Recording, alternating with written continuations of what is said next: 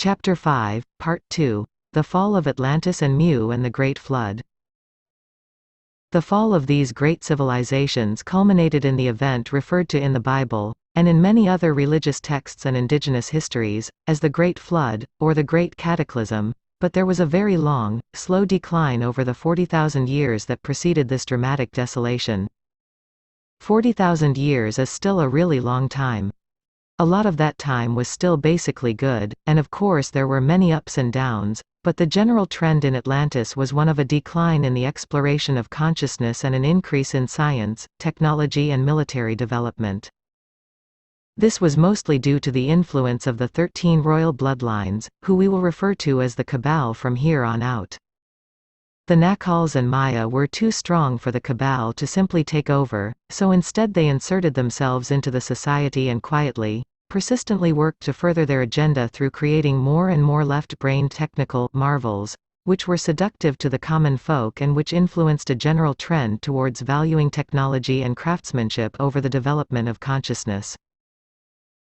As they have done since time immemorial on this planet, they slowly infiltrated the ranks of power until there were members of the Cabal within all the power structures except the inner circle of Nacals, playing the game but steadily working towards their own agenda of control and military might. They also met with the Draco, who were mostly under the earth at this time in Agartha, and discovered that their agendas and polarities were aligned. This began the beginning of a long alliance that exists to this day. Many people think that the Draco are the Cabal, but they are only part of it. Atlantis steadily became more and more militaristic and interested in overseeing the development of the whole globe, and Mu began to isolate itself to protect the more spiritual inhabitants of that land from the corrupting influence of the Cabal's agenda. Over time the two lands became polarized and divided. Skirmishes, and eventually full-out wars, began to break out between them. Seeing where all this was headed, and because of the lower vibratory rate that was painful to them, the Nacals began to distance themselves more and more from the third-density Earth and returned to Shambhala, which was still floating above the Earth, and to other fifth-density bases on Venus. Various higher consciousness groups from Mu and Atlantis also fled into the Earth and the expanding 4D Agarthan civilization, in order to escape the increasing conflict on the surface. 13,000 years ago, Enlil has been on Nibiru for some time now and only occasionally visited the Earth, where Enki was still in residence. One night, his astronomers informed him that they had discovered that the next time Nibiru passed close to the Sun, the trajectories of it and the Earth's orbits would bring the two planets perilously close together, which would undoubtedly trigger massive natural disasters on the Earth's surface. Nibiru would be affected as well, but it was not a very watery planet, not really a planet at all remember, but a long smoldering star, so it would not be subject to the same kind of tectonic effects and resulting water displacement. This was music to Enlil's ears. Not only was the world descending more and more into turmoil, but with 21 other races stirring up the gene pool, and with the intermixing of Anunnaki blood with the blood of Homo sapiens and other species, he felt that the Earth experiment had failed. He welcomed this opportunity to cleanse the Earth, and start over again, and so he forbade his scientists from informing anyone else about the impending calamity. Enki though, he was a scientist as well, and he regularly observed the stars, the planets, and their orbits from Earth, and so he came to the same realizations as Enlil's scientists had. But when he communicated his discovery to Enlil he was dismayed, for his half-brother then placed upon him the same restriction as he had placed upon his science division. But Enki, now very different from his half-brother due to all the time he had put into developing his consciousness, loved his people and the civilizations of Earth too much to stay silent. He informed the Maya of the impending calamity and they quietly began to collect DNA from the plants and animals of Earth and to place these genetic seeds in an ark, which was actually a spacecraft, not a boat. However, submersible vessels were also constructed for the people to take refuge in when the time came. The head engineer of this whole project was named Noah. The Nacals, who already knew all about this impending sideswipe by Nibiru, and a few high-ranking Maya also took it upon themselves to start preparing the Earth energetically, For the Nacals foresaw a looming collapse not just in civilization, but in consciousness as well. They began constructing sacred temples all over the earth, mainly pyramids, which they would later use to build and maintain a new consciousness grid, should the existing one totally collapse. This is the time during which the Great Pyramids of Giza were built, before the flood, which is why sea salt and marine fossils have been found on and in the Egyptian pyramids. There's a reason why all the modern theories about how the pyramids were built are problematic, and it's because they are all wrong. The pyramids were actually manifested, whole and complete in the 6th density by the Nacals, then they simply lowered the structure's vibratory rate down to the 3rd density where they became stone. This is how they were so precisely aligned as well, not a problem when you do it all at once. This was all kept quiet from the general populace, but the Cabal, thanks to their far-reaching influence and high placement in administrative and religious offices, knew about it before too long, and they decided to take their own approach to the problem.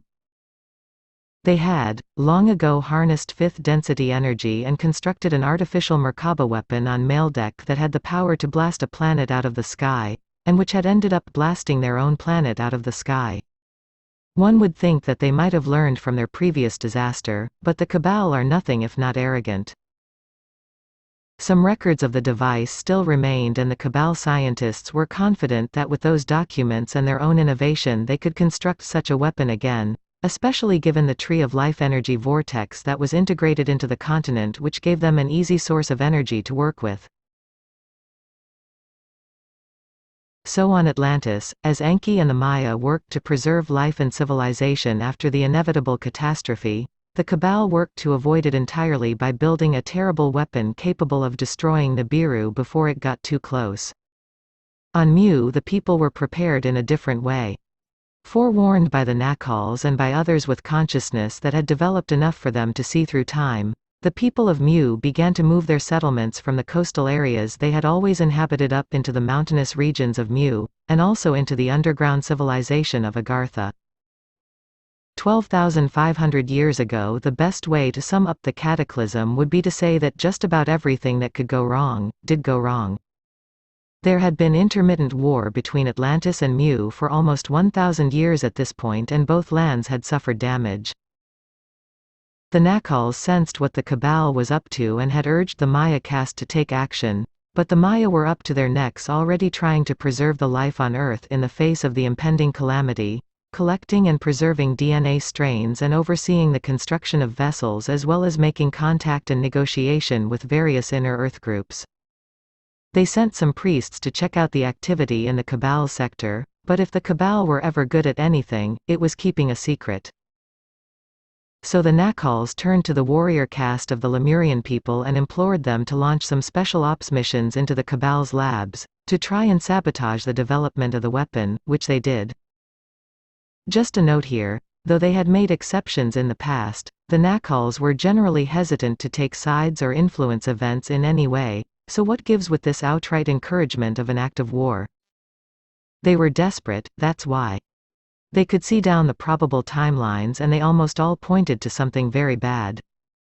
Bad not just for the Earth, but for the whole of creation, because of the importance of the Earth. Remember, she holds a major piece of divine feminine energy. The raids were partially successful, in that they did manage to slow down the Cabal's plans, but they were massively unsuccessful in another way.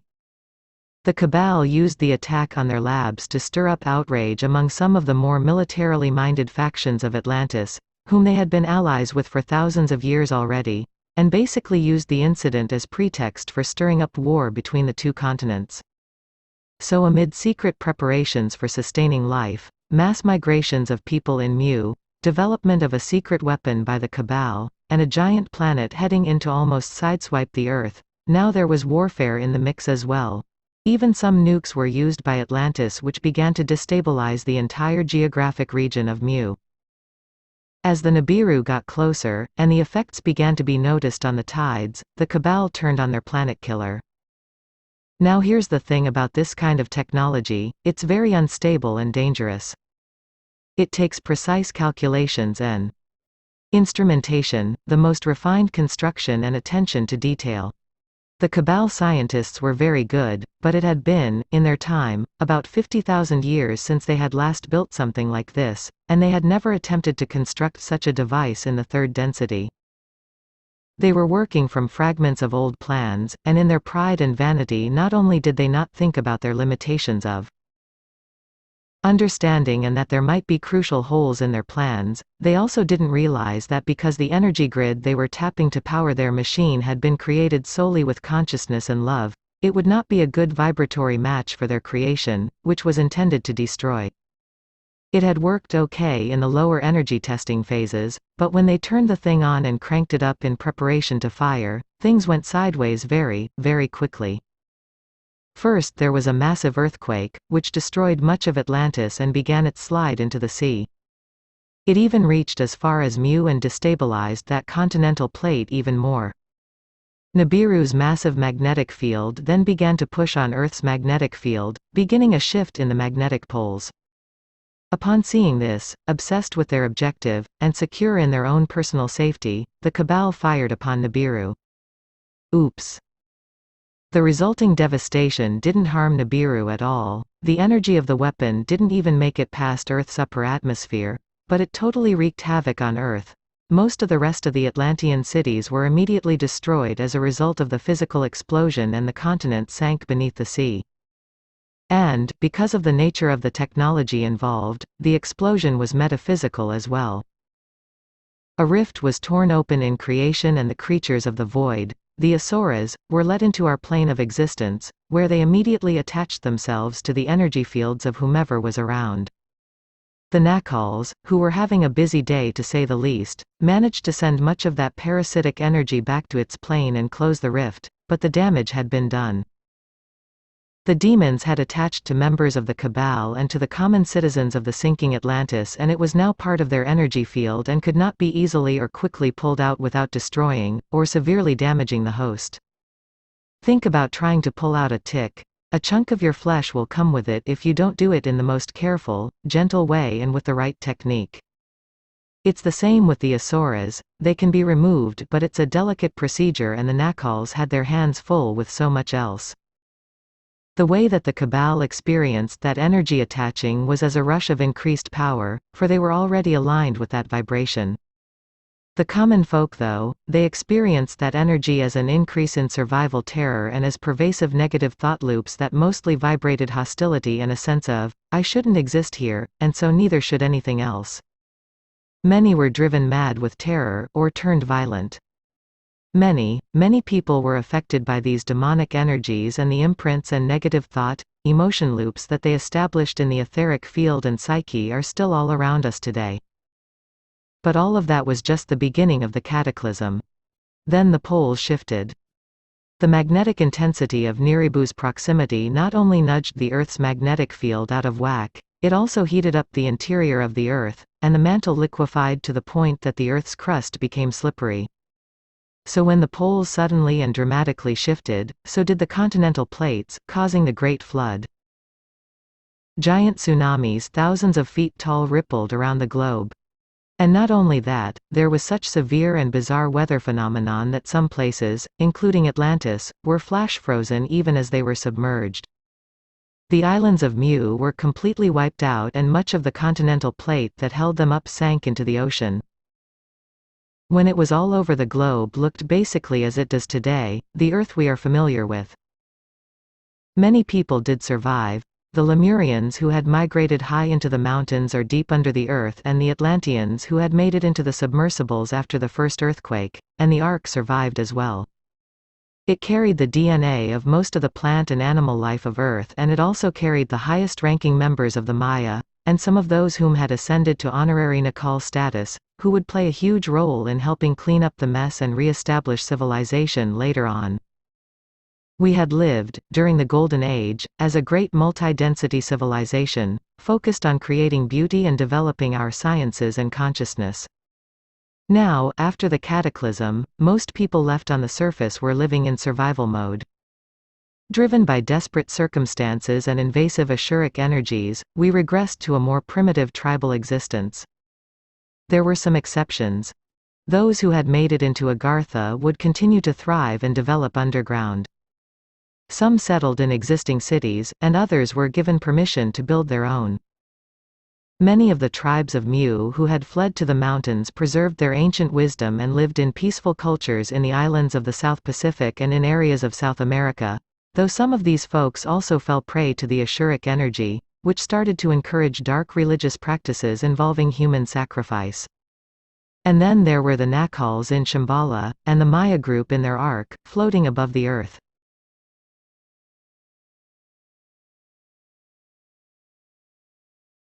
But there was also the Cabal, most of whom had survived, and even had their dark energy increased by the Asuras. They rode out the cataclysm in their enormous ships which were now buried deep under the ice in Antarctica, and the general vibe of fear and survival which permeated the Earth after this great plunge in civilization and consciousness was an opening for them to step fully into power, which is where they have been ever since. Chapter 6, Part 1.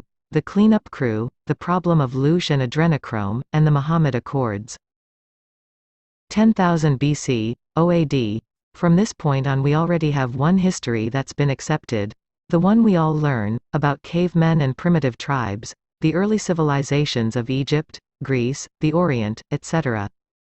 What is missing is the massive backdrop of all that went before and the fact that there were other, higher-density realities and beings with agendas both positive and negative in the picture, and behind the scenes.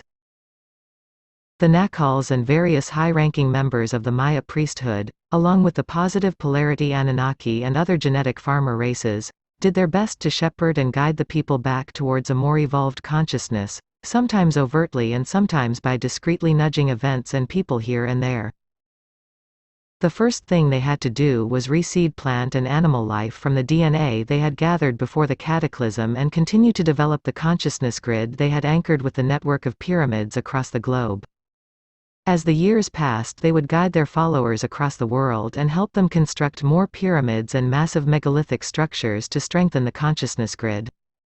Think of Stonehenge and all the other standing stone sites across the world, as well as the pyramids that have been found on all continents, some very recently. Many of these were constructed during this span of time.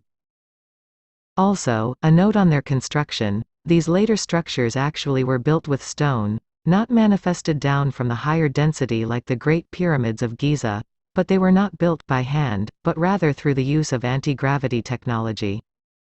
Some of this tech was in the form of actual devices handed down through the generations from Atlantean times, but more often the higher-ranking priests in the culture, who had been initiated in various teachings through their gods, used consciousness and sound to move and place the stones.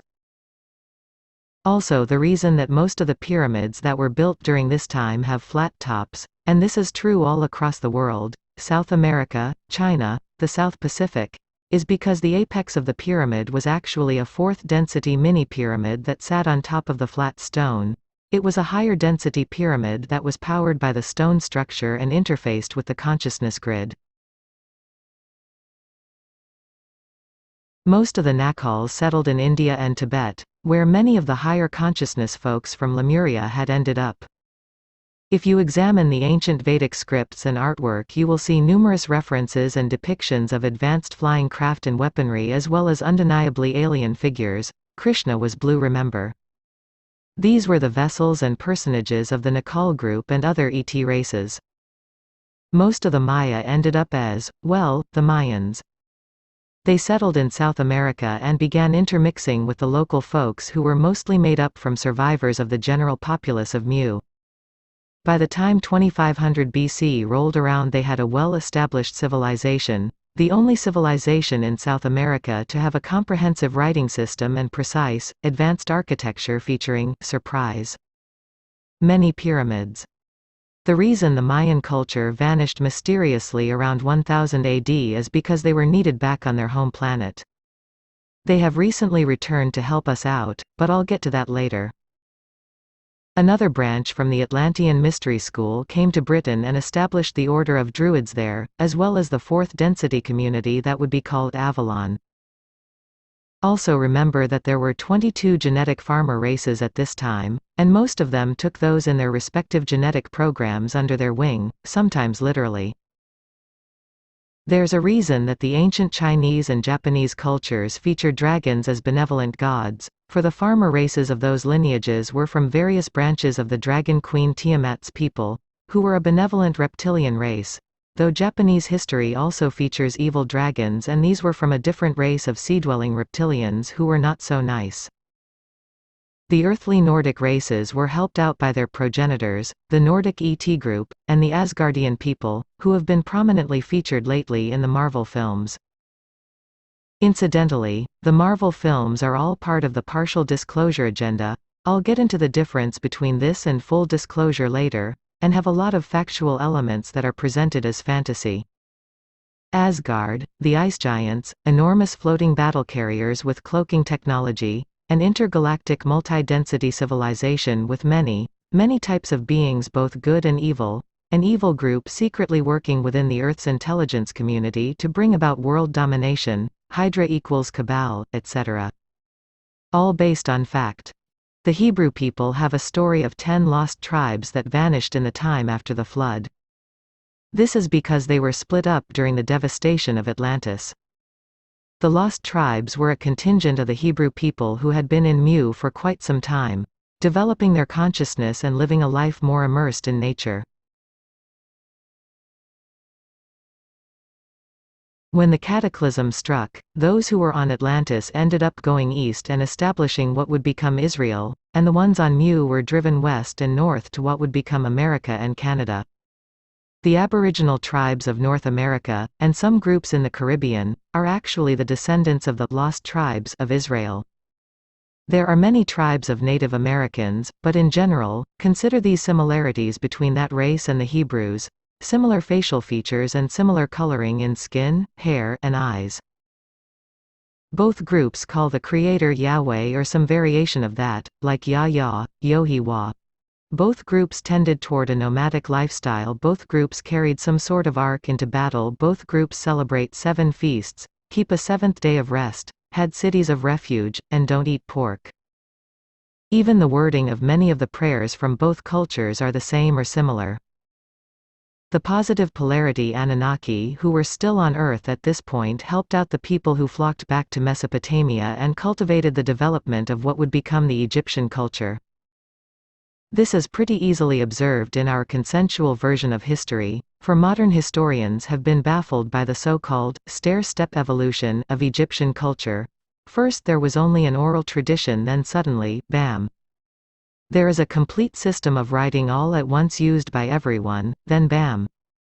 Water and moat systems are implemented, then bam!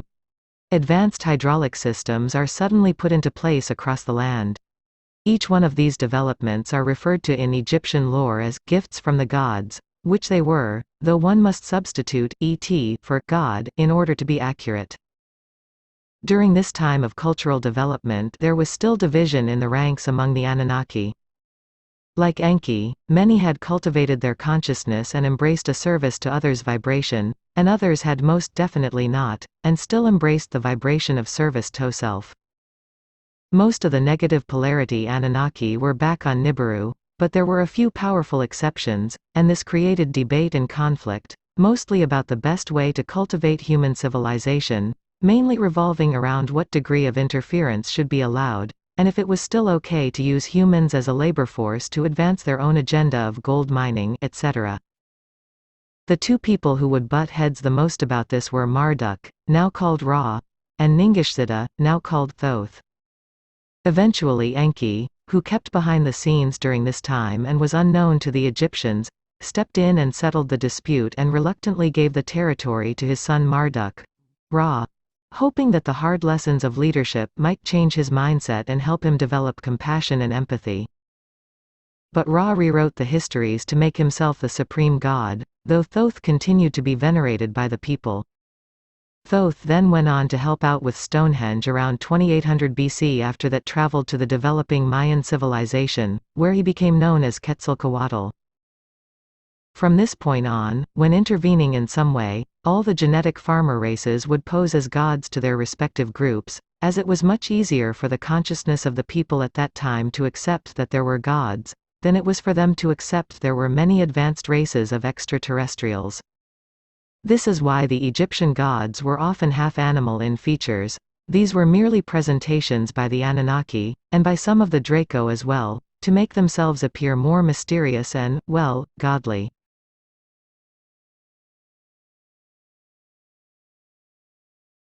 Another group that involved itself heavily in the Egyptian culture were the 13 royal bloodlines from Orion. This race had massive, elongated skulls, which you can see in many of the depictions of pharaohs from ancient Egyptian dynasties. Later on, the Anunnaki would cultivate another emerging civilization in the same area, the Greeks. With the Greeks they abandoned the disguises they had used with the Egyptians, at least mostly. They did lighten their skin a bit to appear more similar to the Greeks, for consciousness in the Greeks at that time, around 700 BC, was more highly advanced and they could accept that the gods could appear like them and still be divine. Some members of the Anunnaki once again indulged in having sex with mortal women, which is recounted in Greek history. By the time Greek culture was well established, the consciousness grid across the earth, which had been built by the Nacals and cultivated by other farmer races and their people, began to reach its full potential. It was basically like a crutch to bolster human consciousness, so that it could grow again, and as the grid got stronger, so did human consciousness. Greek culture represented a real upsurge in consciousness, for while they did still act on desires for conquest, think of Alexander the Great, they also investigated and greatly furthered the sciences, philosophy, ethics, and mastered many art forms. This upsurge in consciousness in turn bolstered the grid, and the consciousness field of the Earth began to be more organic and less reliant on the built grid. And this was a threat to the Cabal, as was the conquest of Egypt by the Greeks, a move which the Greek gods had encouraged because of the depth to which the Orion group had infiltrated that society. If you look at images from the Ptolemaic dynasty, you'll notice no more elongated skulls. The elite of the Orion group had been mostly hanging out in Antarctica, quietly continuing their pursuits of advancement in the sciences, particularly in genetic manipulation and electromagnetic gravitic weaponry, scalar weapons. But they had long ago also interbred with humans and established tendrils of their bloodlines throughout many cultures, most prominently in Egyptian culture as previously mentioned, and they were also connected to their Draco allies under the ground and throughout the world. They kept their finger on the pulse of what was happening and, as Greek understanding continued to push the consciousness grid towards a positive, fourth density state, they decided to take action. They had already infiltrated another culture that was emerging in the area, Rome. This is why the Romans were the most powerful, brutal, bloody, war-minded culture to emerge from this time period. For the Cabal infiltrated all levels of that society and did what they do best, nudge it towards service to self and conquest of others. There were many good elements in Roman culture as well. There are good people everywhere after all, but the decline and fall of the Roman Empire, and the devastation it wreaked along the way, can be traced back to the infiltration by the Cabal and its appetites.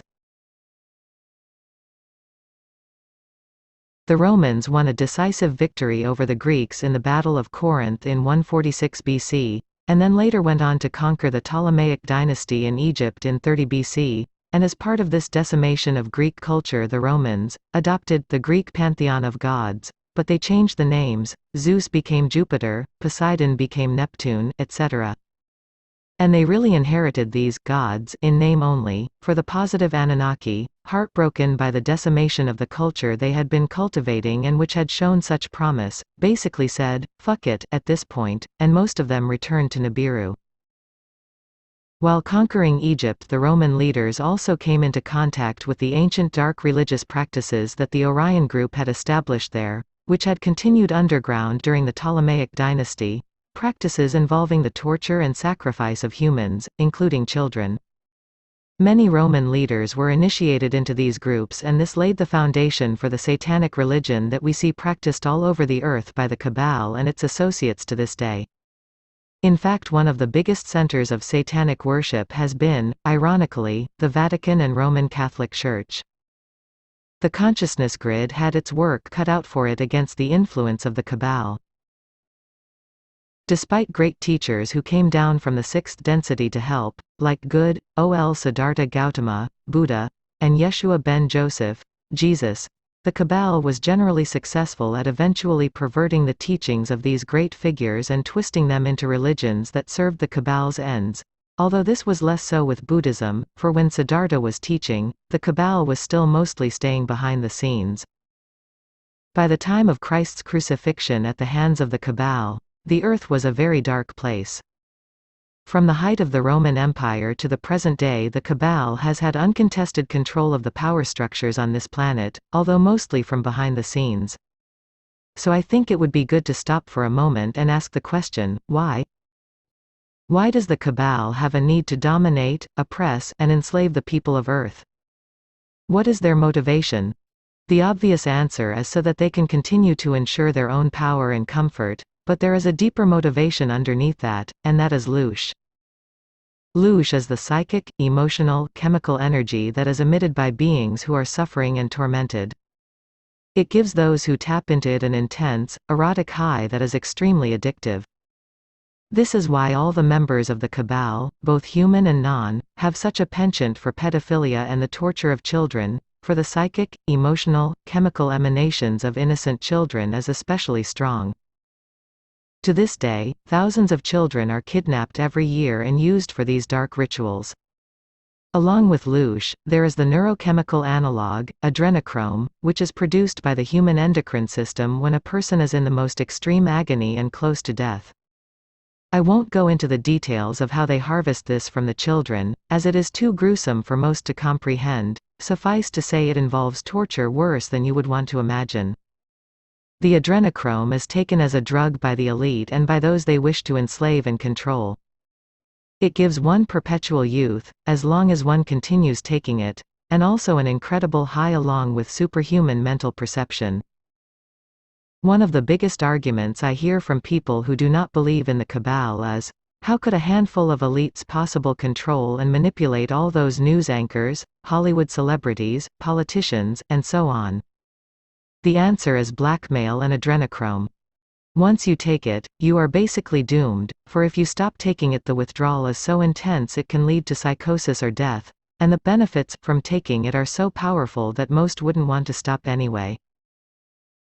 So the elites seduce influential people, or people with the potential to be influential, step by step into this web. First with power and money, then with forbidden pleasures like sex with children, which is always secretly filmed to be used for blackmail, and eventually with adrenochrome. But there are more commonplace examples of loosh that we see every day: the terror of war, the desire to slow down and look at a car wreck, the addictive pleasures of pornography, the thrill of a horror flick, even the constant nagging worry over unpaid bills and deadlines. These are all ways in which the common populace gets seduced by, and perpetuates, the dark energy of loosh every day.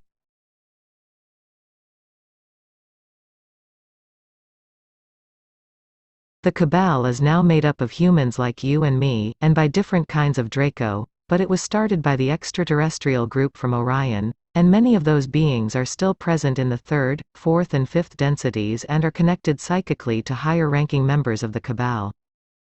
Higher-density consciousness reptilians, like the Chakar, or White Draco, are also overlords of this group, and for these higher-density creatures, loosh is an extremely potent food and drug all in one, like the dark version of mana, or divine nectar. This is one of the basic, fundamental driving forces behind all the control and oppression we have experienced: the need to keep people suffering so that they keep perpetuating misery and keep producing loosh for the members of the Cabal overlords to slurp up. And one more thing. In addition to the addictive pleasures of the loosh itself, all the members of the Cabal are also fundamentally driven by the energy of Ahriman, which perpetuates all service to self-consciousness. At the core level, it is Ahriman's urge to destroy all of creation that fuels this nastiness. From the period that followed the destruction of Atlantis and Mu up to the early Dark Ages, there was occasional open conflict going on between various groups of genetic farmer races, which often took place in the skies above Earth. Many of these battles are recounted and depicted in the stories and artwork of the ancient Vedic texts, which referred to the flying craft as vimanas. Eventually it was decided that these overt displays of technology were interfering with the sociological development of the population, and so, shortly after the time of Muhammad, a treatise was signed and given the name, the Muhammad Accords. This agreement stated that manipulation of the human race and conflict between ET groups could hereafter only take place behind the scenes. The unfortunate outcome of this was that the cabal only grew stronger, for behind-the-scenes manipulation was, and is, their specialty. The Dark Ages, the period of time after the fall of the Roman Empire and up to the Renaissance, was a time during which the cabal spread and infiltrated many societies and institutions across the globe. Not much was going on other than suffering and power struggles, which only strengthened the cabal's grip on the land. There were some beacons of light still, which were kept glowing by small groups operating mostly in secret, the true followers of Buddha, Christ, and Muhammad, as well as a few secret societies who passed down the enlightened teachings and history of the Golden Age of Atlantis and Mu from generation to generation.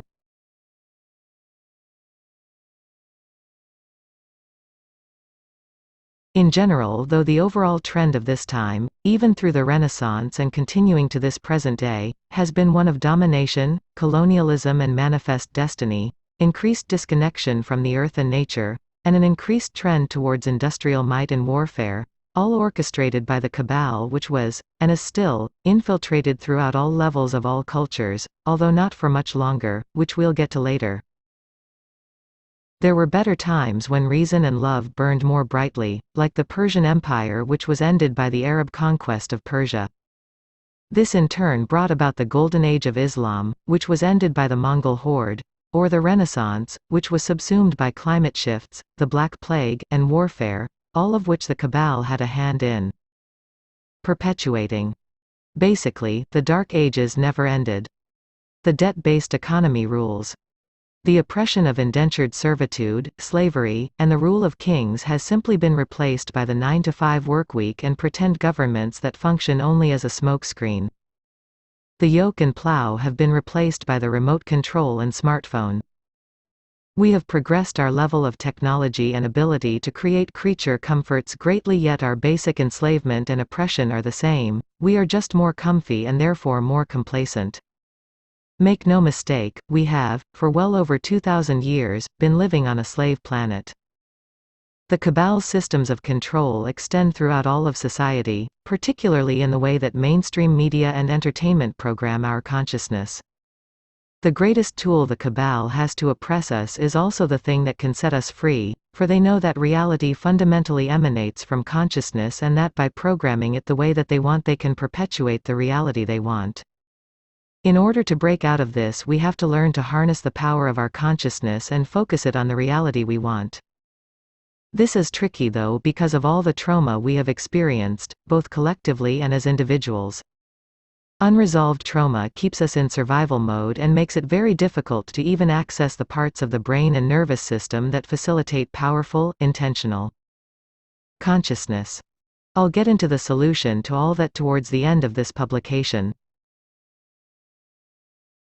Chapter 6, Part 2, The Vril, the Nazis, and the Re-emergence of Extraterrestrial Technology. Note: from this point on, all historical events recounted come from first-hand reports of various insiders as well as historical documents and photographs.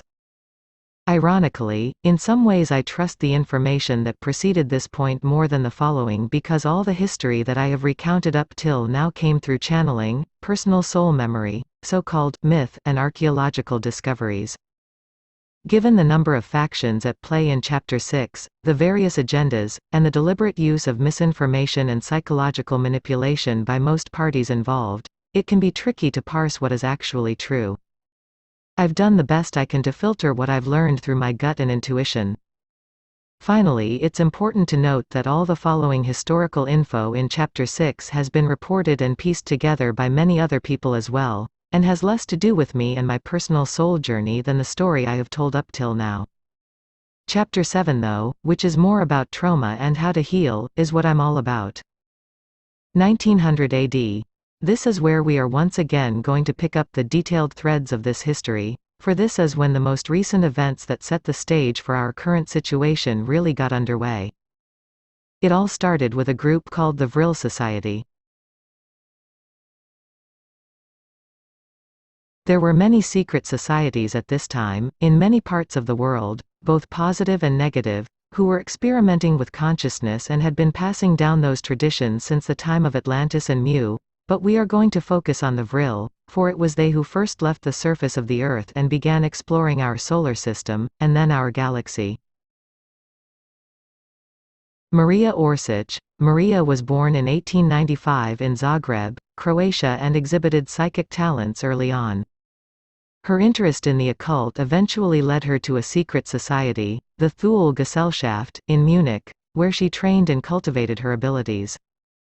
Not long after joining the Thule, she created her own group from among her female friends. In fact, the Vril Society seems to have been comprised entirely of stunning women with psychic abilities.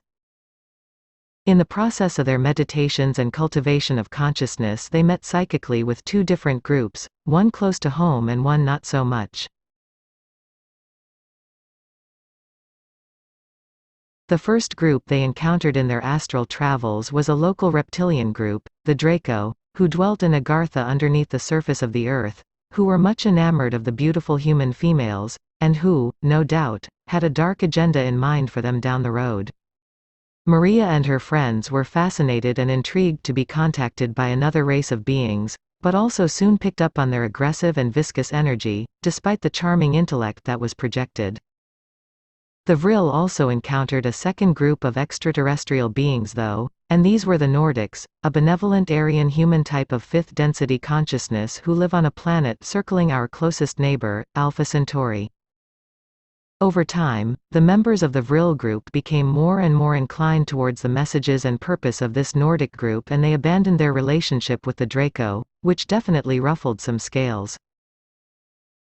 The Nordic group asked Maria to gather a select group of people together on a certain day for the purpose of receiving detailed plans for the construction of a spaceship, and so when the time came the Vril gathered together in a small forester's cabin near Berchtesgaden, Germany, and it was on that cold winter day in 1919 that Sigrun, middle figure in the picture above, channeled detailed plans for what would be the first machine capable of advanced interdensity travel built by Homo sapiens. Over the next few years, Maria and her friends established a base of operations and, with assistance from the Nordic group, recruited a massive number of people from all across Germany and the surrounding countries to build several of these craft. These first machines weren't flying ships in the normal sense, rather they were disc-shaped craft that enabled one to move through time and space by traveling into the higher densities and then moving around by thought.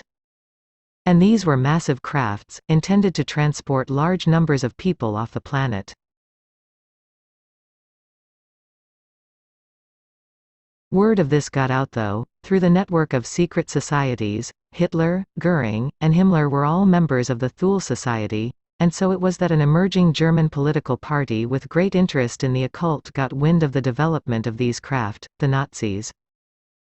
In their hunt for all things occult, the Nazis had already gotten hints of Agartha, ETs, and advanced technology by searching through Tibetan monasteries in the Himalayas, where they found records that had been recopied, preserved and passed down from the time of ancient Mu. They discovered plans for what looked like a spacecraft, and through questioning the monks they discovered that these holy men were actually in contact with various inner Earth groups. A few years later, just when their ships were nearing completion, the Vril Society were captured by the Nazis, who took over the entire facility and interrogated the members. This is particularly significant to us, because it was through this chain of events that the Nazis were first introduced to the Draco, and that relationship will be of prime importance in the rest of our story. Maria and the Vril had friends in very high places though, who brought pressure to bear on the Nazis, and the Vril were released without being harmed. Also, Hitler was happy enough to have a relationship now with the Draco, and he figured he could infiltrate or take over the Vril group at a later time if he so desired. Then the Vril group managed to leave the planet. They explored out into our galaxy and came back a few times, using underground bases in Antarctica for their home base, but eventually Maria and her friends evolved enough in consciousness through their interactions with the Nordic group that they ascended, meaning they gained the ability to live in the fourth density, and eventually the fifth. Maria put her learning to good use and went on to take the name Semjase. She returned to Earth in the 1970s to spread the teachings of unconditional love and harmony that radiate out from the fifth density, but nothing has been heard from her or the Vril since that time. 1942. The Nazis have perfected anti-gravitic flight. They took knowledge they had gotten from the Draco, which they had been working on since the 1920s, and later kidnapped a prominent scientist, Dr. Victor Schauberger, to implement some new ideas. They had, like the Vril, already perfected interdensity travel, but they had yet to perfect antigravitic propulsion in the third density, which was necessary if one wanted to use this advanced tech in warfare, which they very much did. Dr. Schauberger had been studying anti-gravity vortexes in water.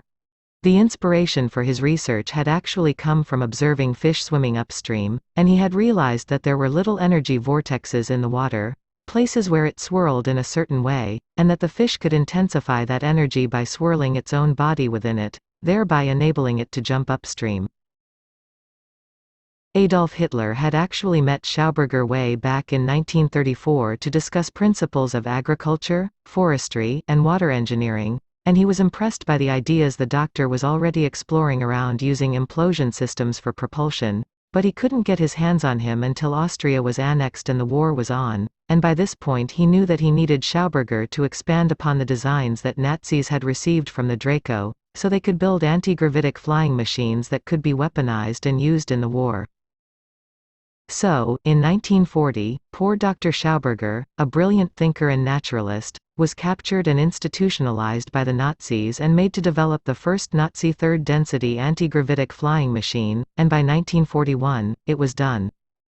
By 1942, aided by their new allies, the Draco, the Nazis were pumping out more than a dozen types of craft, all built by slave labor in huge underground caverns in Germany.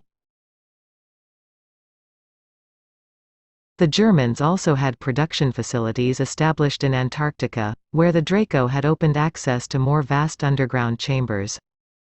There are many caverns under Antarctica, many of which were, and still are, inhabited by the Draco. Some hold the ruins of the ancient, highly advanced civilization of Atlantis, and some hold ruins even more ancient, ruins left behind by the Builder race, the Pa Tal, 200 million years ago. The Orion Group still had their three massive motherships buried under the ice as well, and they cannibalized and made use of much of the Atlantean tech that was still functioning, though they had a harder time doing much with the tech left by the Pa Tal, much of which appeared to be functioning still, but which they could not comprehend. The Nazis set up shop there, alongside the Draco and the Orion Group, where they continued to develop and refine their technology. Chapter 6, Part 3, The Battle of Los Angeles, Nazis on the Moon, Paperclip and High Jump. February 24, 1942. A young man named William Tompkins was staying with his dad and brother on the second floor of a nice, big apartment 4 blocks away from Long Beach. The following account of what happened is from his own words. He and his brother were inside laying on the floor and listening to the radio one night, when suddenly their dad called them out to the balcony. "Get out here, out on the deck. Get out here now." They went out to the balcony and saw a white light, just a little white dot really, right above the horizon. It wasn't moving, just floating there above the sea. Then it emitted a thin little beam, down and to the left, which was clearly visible. They watched this for about 5 minutes and then suddenly there was a brilliant flash of white light that lit up the entire neighborhood, and then went out. Not sure what to think, they all went to bed.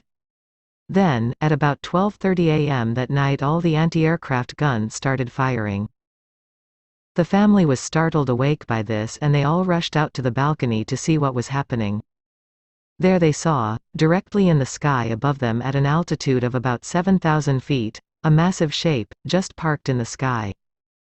The shells from the anti-aircraft guns were bursting on the underside of this thing, actually not even touching it, but bursting just before they hit, as if colliding with an invisible wall. This barrage went on for 5 hours and nothing at all happened to the ship. During this time all sorts of smaller craft, hundreds of them, also appeared and swirled around and under this massive ship.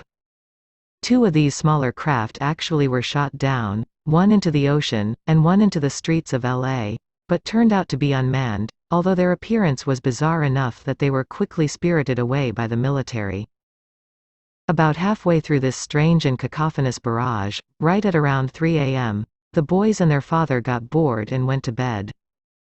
What? This is significant, and I'll explain why in a bit. At this same time, there were 5 very important men having a meeting in LA. Donald Douglas Sr., the president of Douglas Aircraft, 2 Navy admirals, and 2 Army Air Corps generals.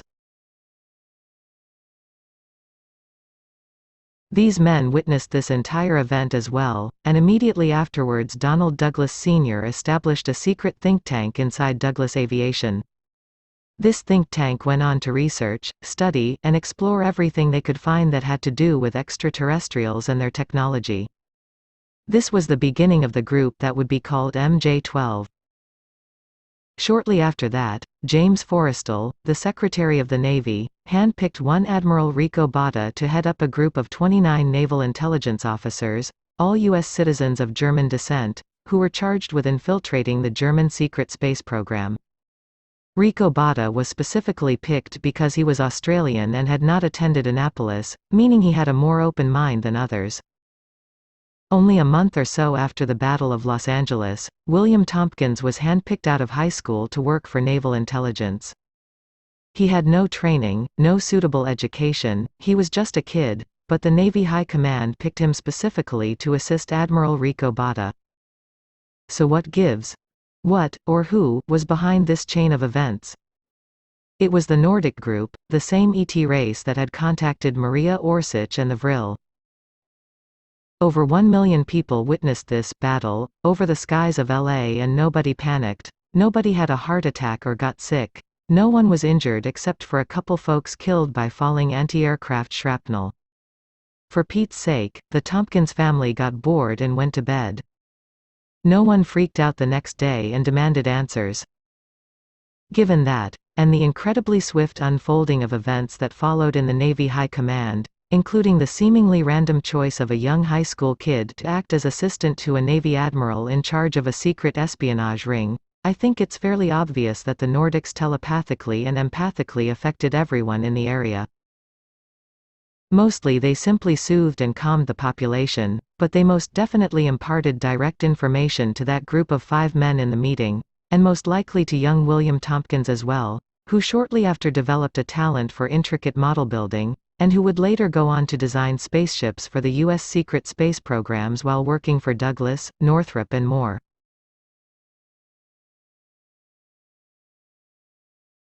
My guess is that Maria Orsich had told the Nordics what was going down with the Nazis and the Draco and asked them to intervene, and that this was their intervention. I think this whole thing was mostly put on for the benefit of those 5 men, to give them direct evidence of extraterrestrial life and advanced technology that they could not ignore, and then to give them knowledge of what the Nazis and Draco were up to in Germany, and also so that they could download designs for spacecraft into William Tompkins' head. So, late in 1942, that group of 29 naval intelligence operatives began to bring back unbelievable reports from Germany about the development of advanced craft that was taking place there.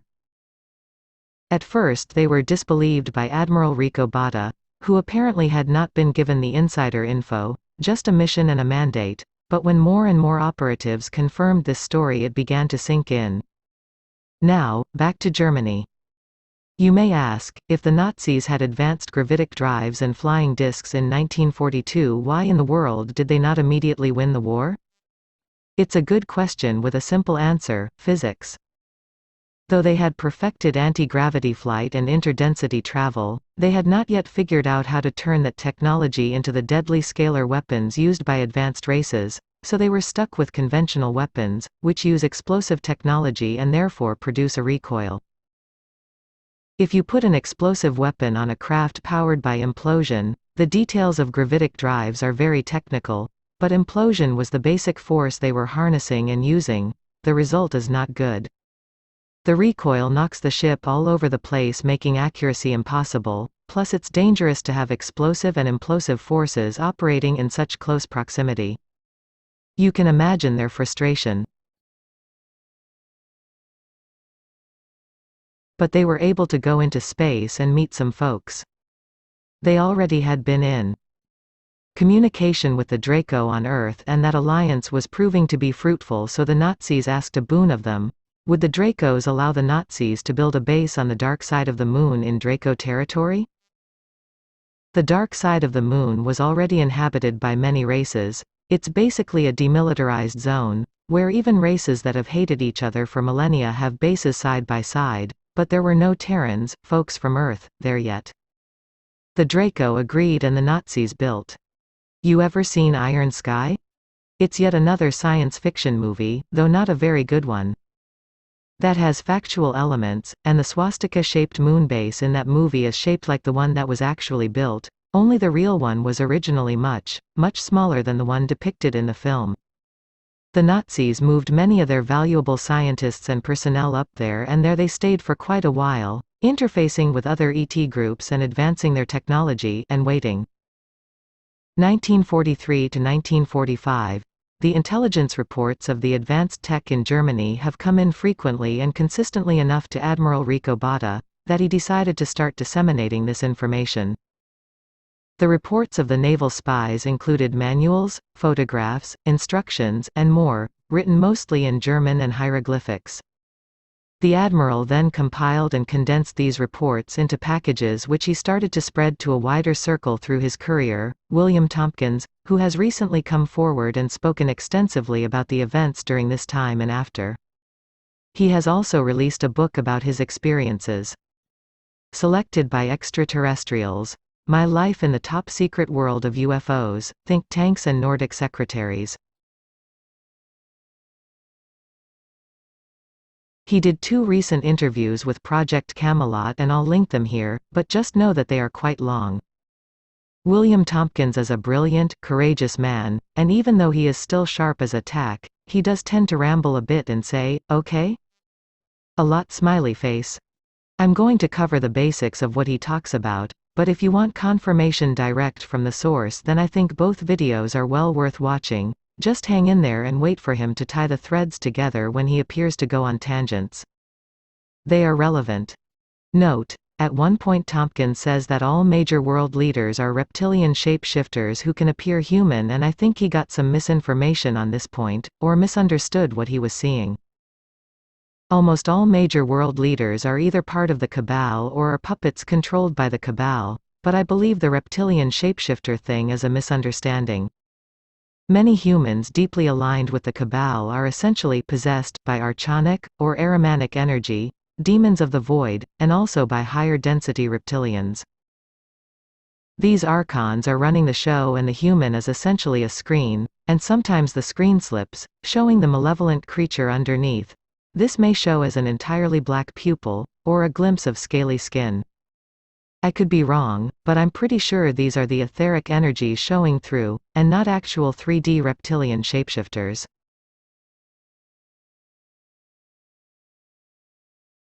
At first these intelligence packages that Tompkins delivered went to the think tank inside Douglas, and then to the other top 3 airplane companies, who shortly after would become aerospace companies: Lockheed Martin, North American Aviation, and Northrop, who all began working on deciphering and working with these plans.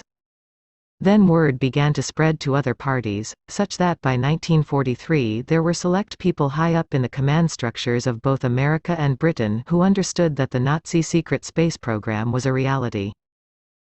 In response, starting in early 1943, both countries stepped up their bombing activity and began targeting not only strategic targets, but civilian ones as well. By 1944 the Nazis had managed to fit many of their craft with laser and scalar weapons, but they were under constant threat and pressure by these increasingly intense bombing raids. This intensification culminated in the devastating bombing raids of Dortmund on March 12, 1945, when a vast fleet of 1,108 aircraft carried out the biggest attack on a single target in the whole of World War II. More than 4,800 tonnage of bombs was dropped throughout the city, destroying 98% of buildings. This devastation, combined with their intelligence reports of the nuclear threat that America was close to perfecting, forced the Nazis into a difficult position.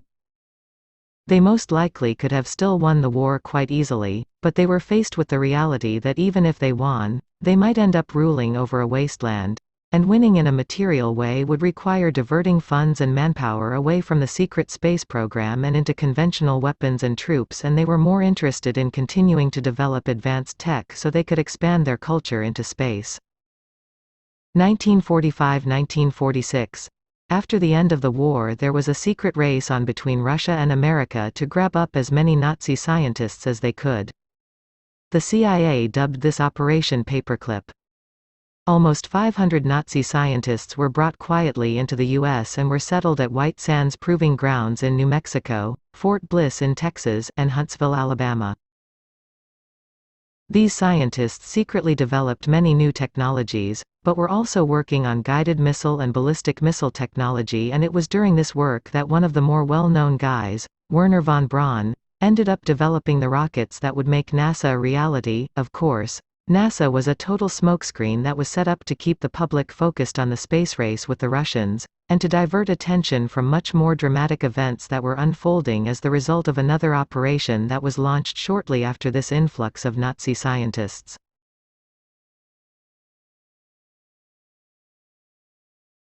The U.S. intelligence community had gotten wind of strange activity in Antarctica, lights in the sky that, if they were aircraft, seemed to defy the laws of physics, and murmurs of a Nazi group that was still highly active.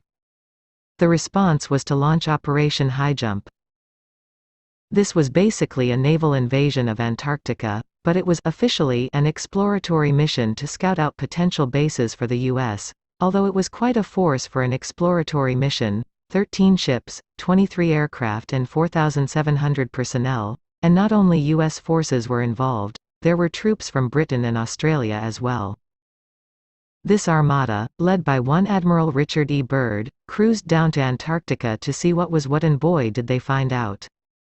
They encountered heavy resistance from huge flying discs, emblazoned with swastikas, that rose out of the water.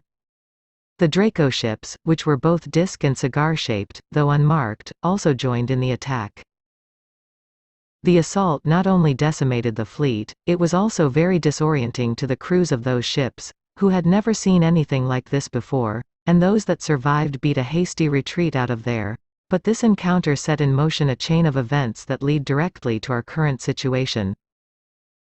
Upon debriefing the crew, all of whom were of course strongly encouraged to keep quiet, the intelligence communities of Britain and the US put their heads together and realized that this was beyond the scope of what they could handle on their own, and that the intelligence groups of the other superpowers needed to be informed. This was the beginning of a secret level of government within the world's major powers. A level of government that was comprised of select groups within the intelligence communities who were in the know about the Nazi discraft, and who would soon learn that they were very much not alone in the universe. To be clear, many people think that the cabal is the secret government, and that is also true, though until the assassination of Kennedy, who was in the process of exposing them, they didn't generally operate overtly in the political arena, but rather through religion, media, finance, industry, and through an overall control of information. There are actually quite a few different levels of secret government and hidden programs in the works in our present day. Some are positive and some are negative, and they have all been, until recently, compartmentalized, such that very few people were aware of all the others. We'll get into all those details soon. Chapter 6, Part 4. The Cabal Takes America 1947. The Cabal had a problem. Though they were well placed in institutions of power and industry throughout the world, they did not have the kind of resources they needed to take their domination to the next level, domination of the solar system. For that, they needed the industrial might of the USA.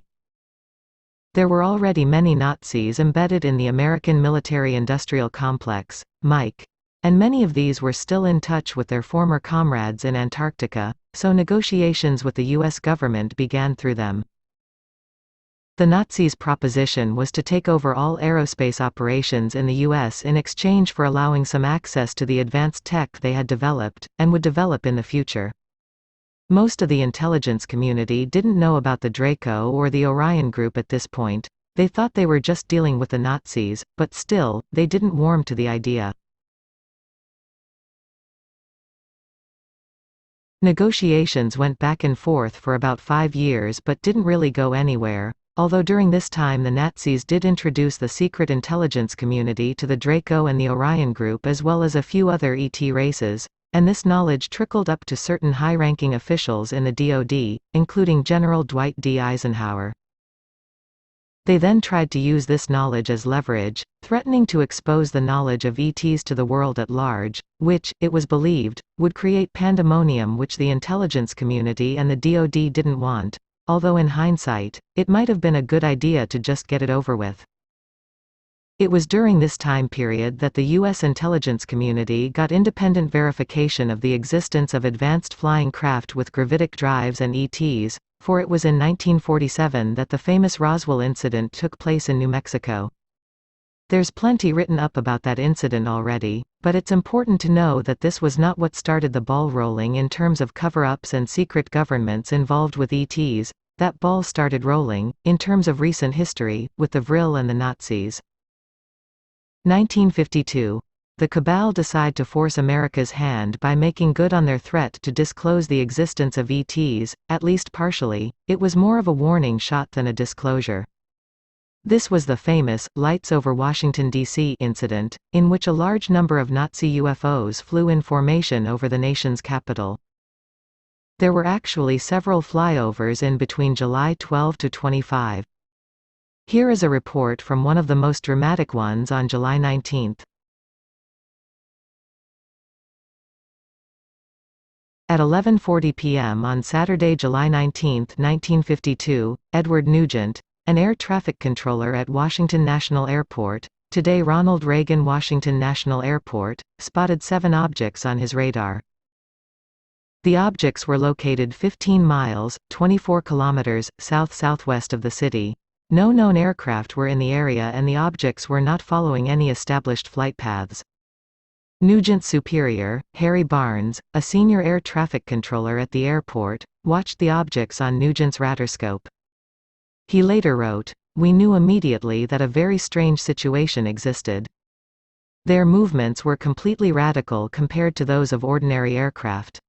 Barnes had 2 controllers check Nugent's radar. They found that it was working normally. Barnes then called National Airport's radar-equipped control tower. The controllers there, Howard Coughlin and Joe Zacco, said that they also had unidentified blips on their radar screen, and that they had seen a bright light hovering in the sky. It took off, zooming away at incredible speed. Coughlin told Zacco, "Did you see that? What the hell was that?"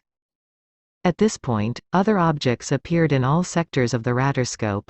When they moved over the White House and the United States Capitol, Barnes called Andrews Air Force Base, located 10 miles from National Airport. Although Andrews reported that they had no unusual objects on their radar, an airman soon called the base's control tower to report the sighting of a strange object. Airman William Brady, who was in the tower, then saw an object which appeared to be like an orange ball of fire, trailing a tail. It was unlike anything I had ever seen before. As Brady tried to alert the other personnel in the tower, the strange object took off at an unbelievable speed. On one of National Airport's runways, S.C. Pierman, a Capital Airlines pilot, was waiting in the cockpit of his DC-4 for permission to take off. After spotting what he believed to be a meteor, he was told that the control tower's radar had detected unknown objects closing in on his position. Pierman observed 6 objects, white, tailless, fast-moving lights, over a 14-minute period. Pierman was in radio contact with Barnes during his sighting, and Barnes later related that, each sighting coincided with a pip we could see near his plane. When he reported that the light streaked off at a high speed, it disappeared on our scope. All of this mightily freaked out the DoD and intelligence communities and they really had no choice at this point, from their perspective, but to play ball with the Nazis.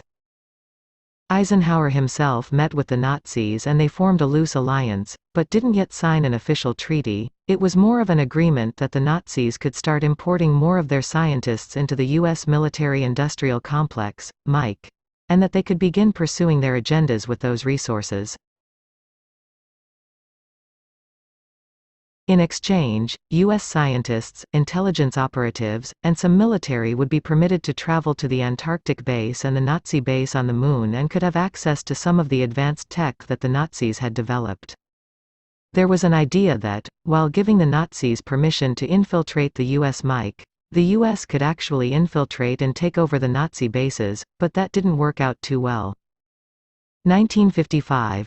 The USA-Nazi Treaty is secretly signed and put into effect. Eisenhower was the president at this point and knew all about it, but he would be the last president to truly be in the know, until the cabal started appointing the U.S. presidents following Kennedy's assassination. His hands were basically tied by the Nazis' threat of disclosure as well as their superior tech, but he did drop a warning about the emerging power of the mic in his farewell address to the nation.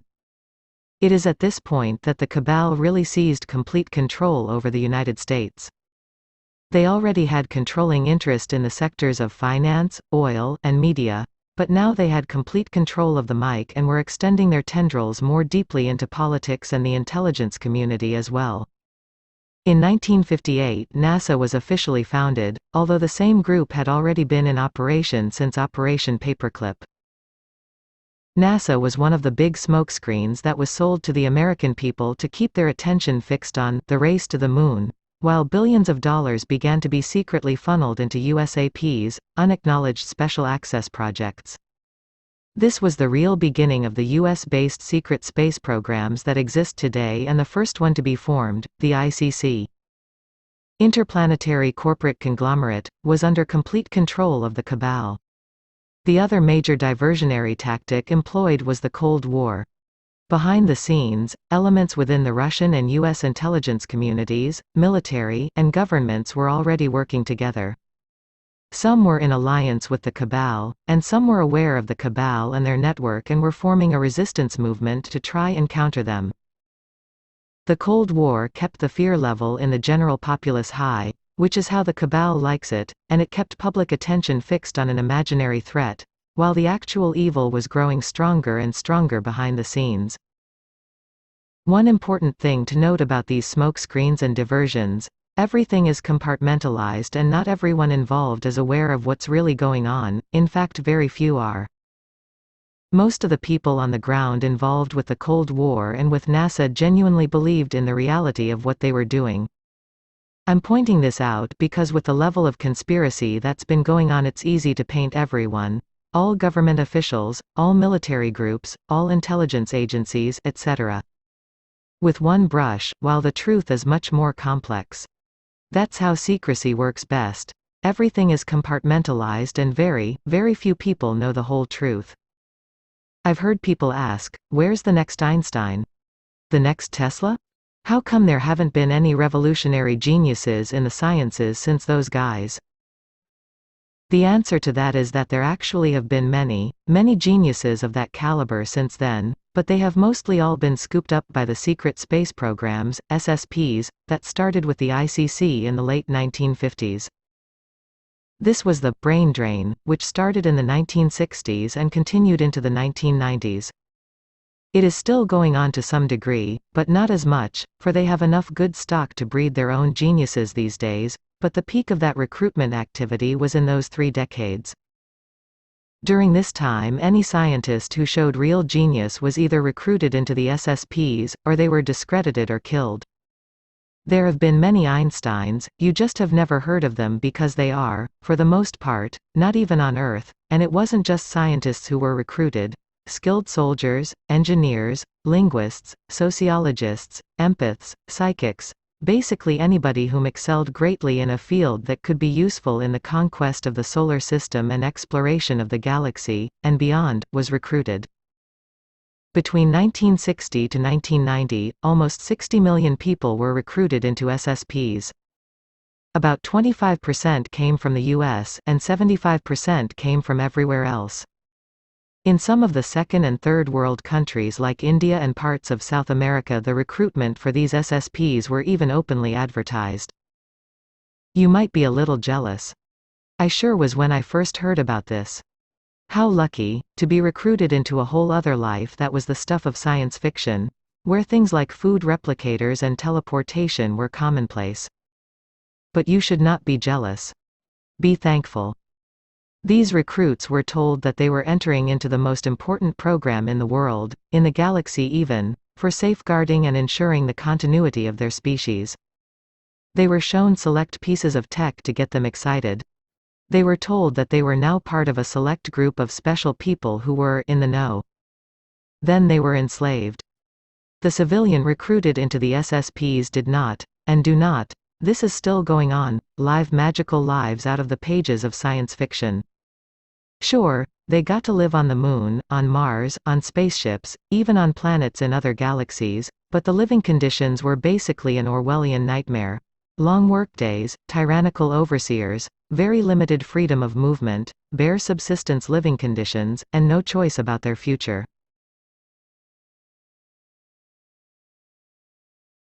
They were permitted, even encouraged, to marry and have children, for this would add more good stock to the workforce. The children themselves were often forced into marriages at a young age and all had their careers chosen for them based on their aptitudes. It is so ironic to me that people get all excited about a mission to Mars when there are, at this point, millions of Homo sapiens living all across the galaxy and beyond, mostly as slaves. Mars has had slave factories pumping out advanced tech since the 1960s.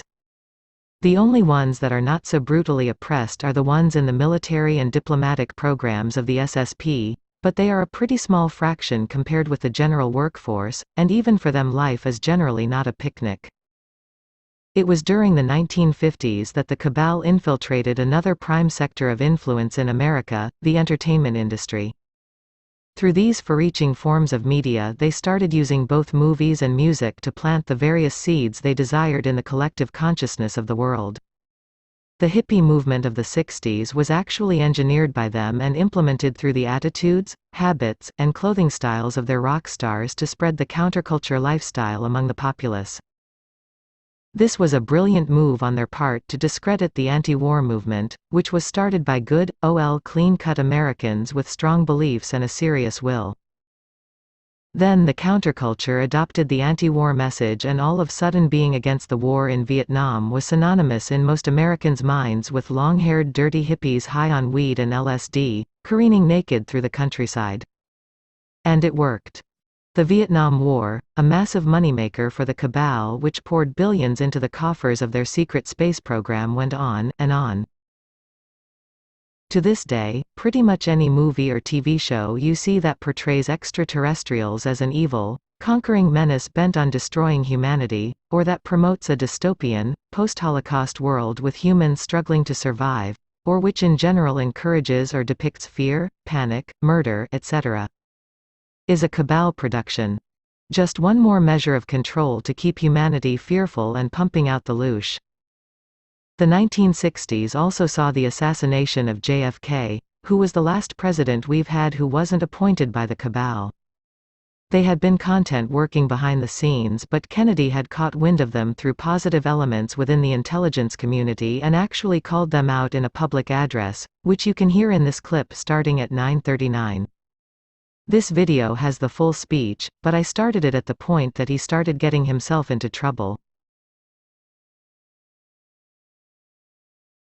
Waiting a declaration of war before it imposes the self-discipline of combat conditions, then I can only say that no war ever posed a greater threat to our security. If you are awaiting a finding of clear and present danger, then I can only say that the danger has never been more clear, and its presence has never been more imminent. It requires a change in outlook, a change in tactics, a change in missions by the government, by the people, by every businessman or labor leader, and by every newspaper. For we are opposed around the world by a monolithic and ruthless conspiracy that relies primarily on covert means for expanding its sphere of influence, on infiltration instead of invasion, on subversion instead of elections, on intimidation instead of free choice, on guerrillas by night instead of armies by day. It is a system which has conscripted vast human and material resources into the building of a tightly knit, highly efficient machine that combines military, diplomatic, intelligence, economic, scientific, and political operations. Its preparations are concealed, not published. Its mistakes are buried, not headlined. Its dissenters are silenced, not praised. No expenditure is questioned, no rumor is printed, no secret is revealed. Note: this speech used to be easy to find. In fact, I used to have a version posted here that was the actual video of him speaking.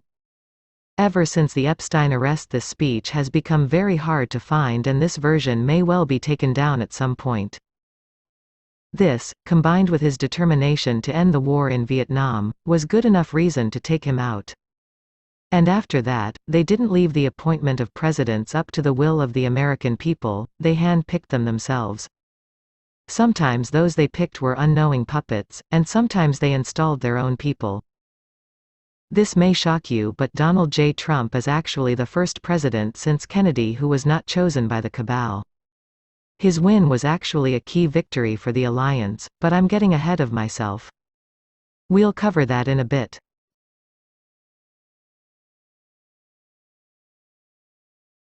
Chapter 6, Part 5. Above and Below, an overview of the SSPs and a tour of Agartha 1980.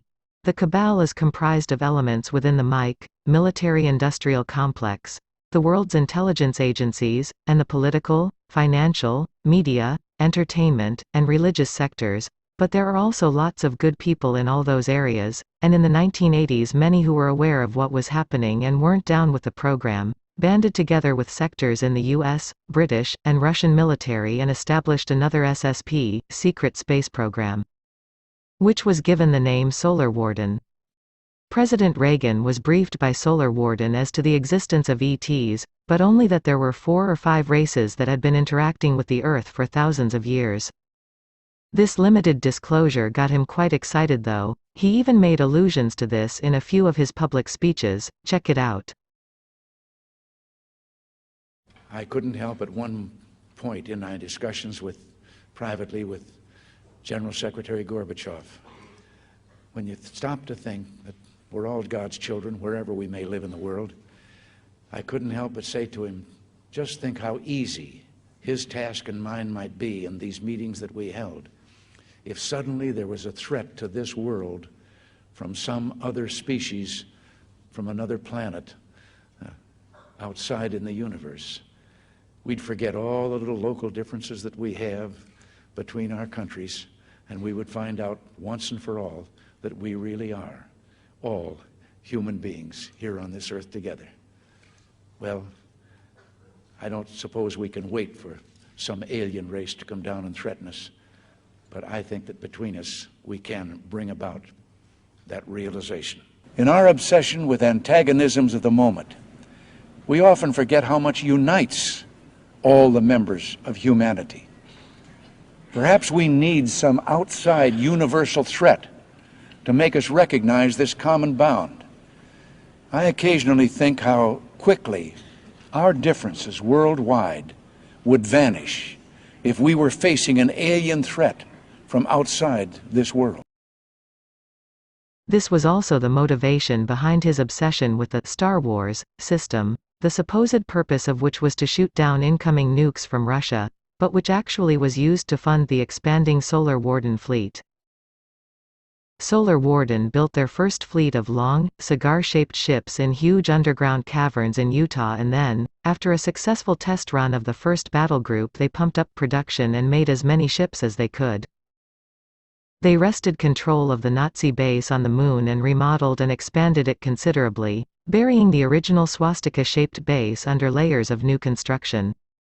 This became what is today called the LOC, Lunar Operations Command. They also built bases on Mars and elsewhere across the galaxy. But the cabal was also expanding and advancing their technology at a tremendous rate during this time, producing ships with capabilities beyond what Solar Warden had. They built a group of advanced battleships which then split off from the main ICC group under Nazi command and became known as Dark Fleet. They built their own base on the Moon and have since pursued their own agenda, though it is still basically in alignment with the Cabal's overall ethos of conquest and service to self. By the 1990s, the number of groups operating above and below the Earth was quite large and the narrative can get complicated, so in order to keep things straight, here is an overview of all the SSP's secret space programs that are currently in operation. I'll also use acronyms from here on out to refer to some of these groups, so you can always refer back to this section if you forget what a particular acronym stands for. Note: with the exception of the title, Military-Industrial Complex, which is commonly used, the names of these groups have been given to us by various insiders, but that doesn't mean that these are what these groups actually call themselves. The MIC, the Military-Industrial Complex. This Cabal-controlled sector of industry, military, and private contractors is not a SSP per se, but highly involved in the production of tech for some of the SSPs. They also are invested in keeping trouble stirred up on Earth so that there is a steady stream of conflict to keep their coffers full, and to keep people fearful and distracted. The ICC, Interplanetary Corporate Conglomerate. The oldest and, until recently, most powerful of all the SSPs, which grew out of the Cabal's takeover of the US MIC. They control the design and production of all the most advanced tech, and conduct trade with over 900 races of ETs, as well as other Earth-based SSPs.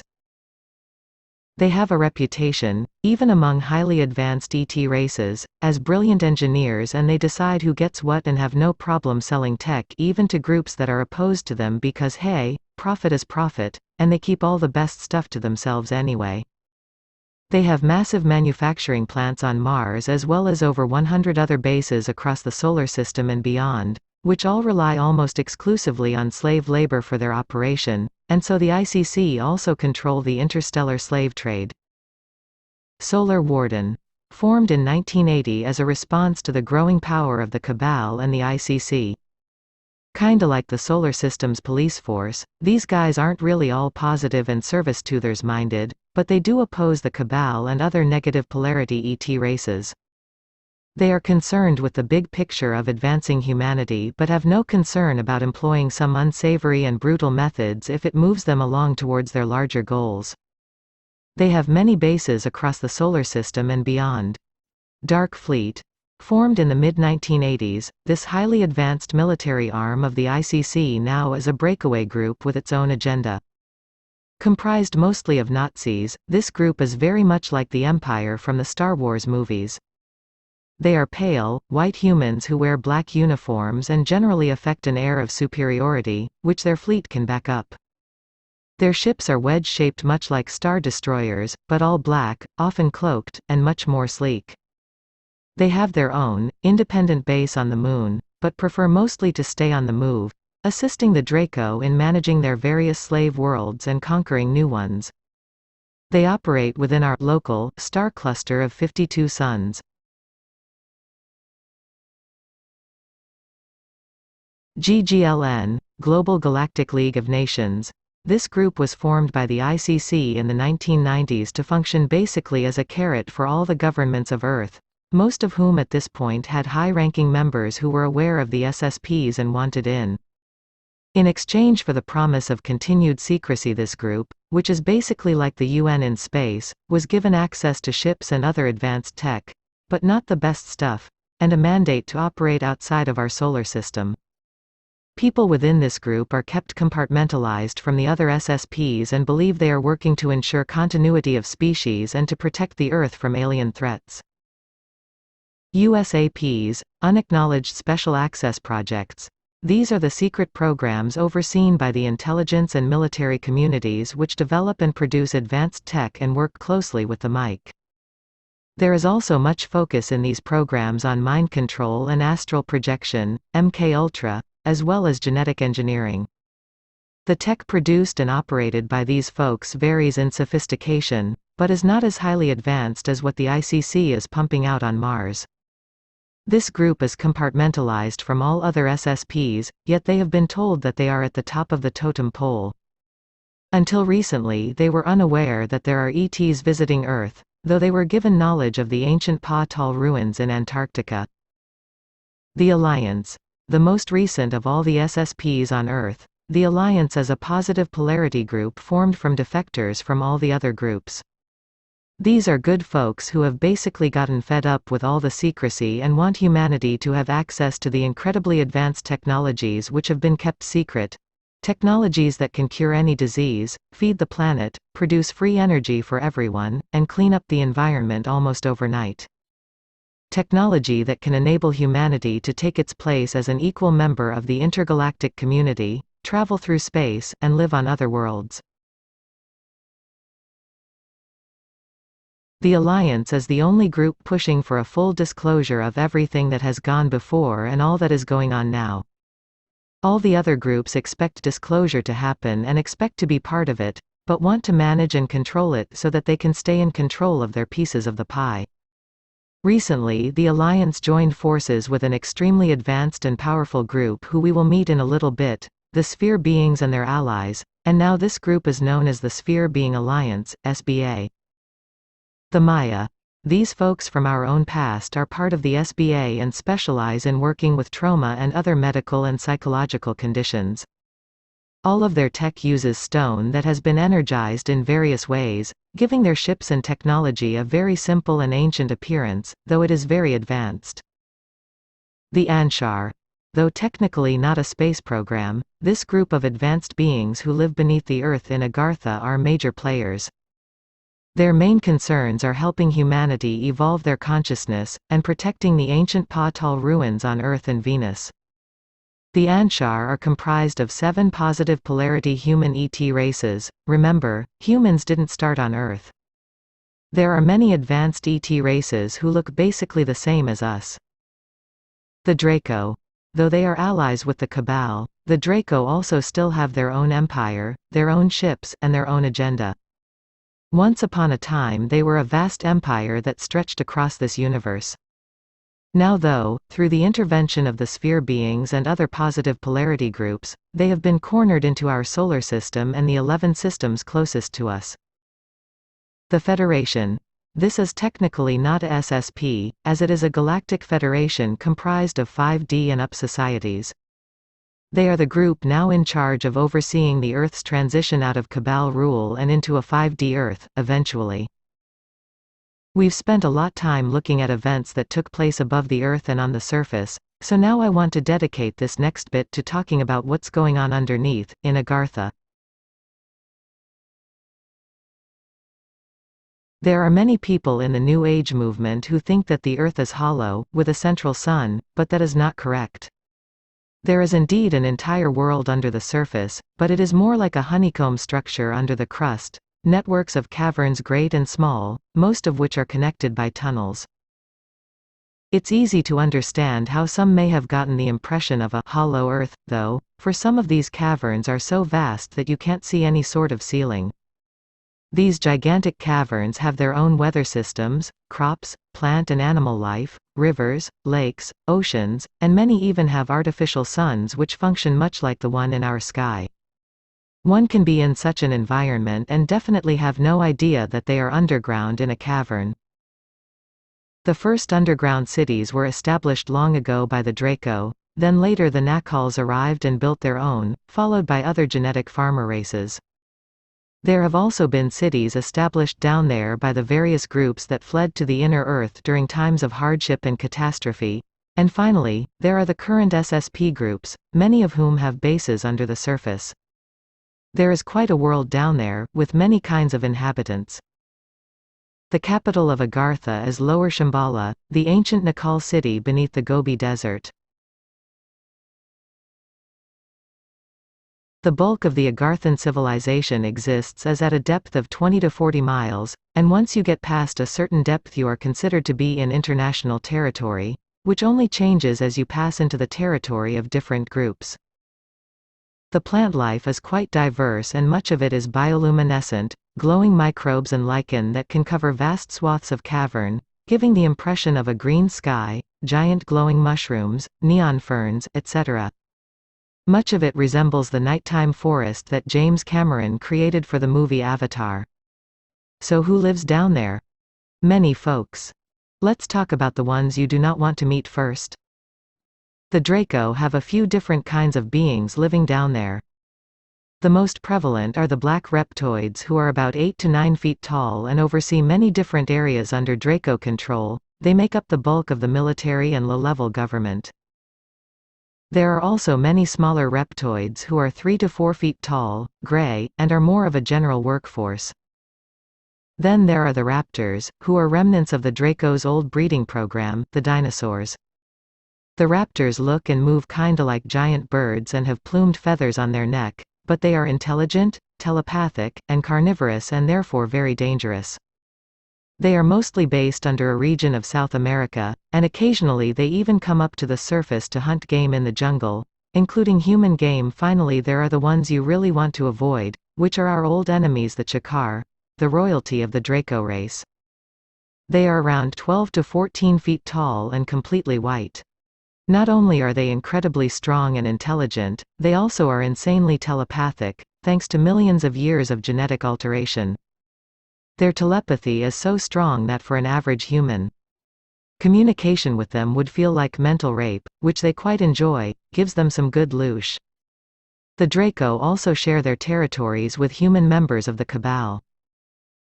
The other main negative group that I know of down there are the Darrow, who are aggressive elephant-type beings with their own agenda and live primarily in one spot under the Middle East and Northern Africa. There are other creatures down there as well that are not evil, but definitely dangerous or unsavory.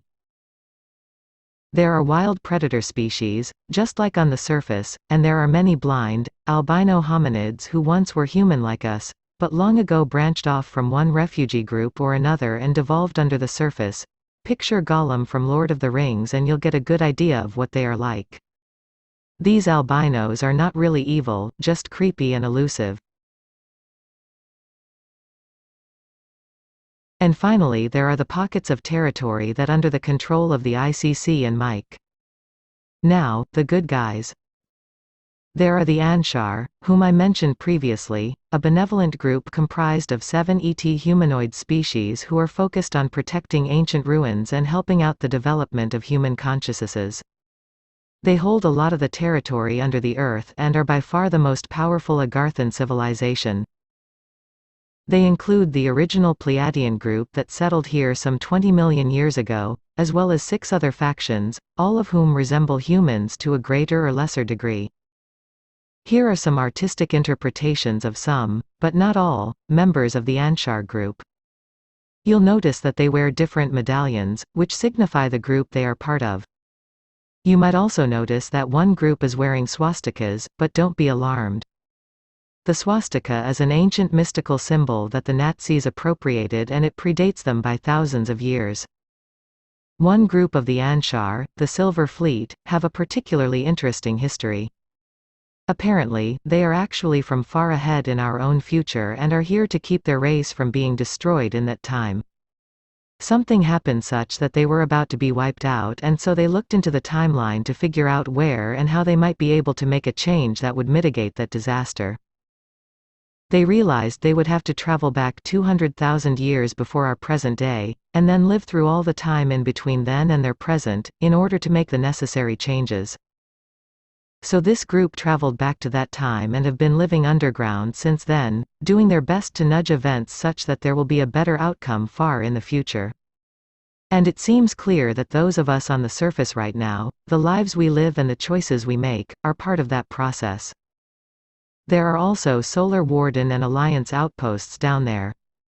There is one more group that is worth mentioning, because although they don't live in Agartha anymore, they used to.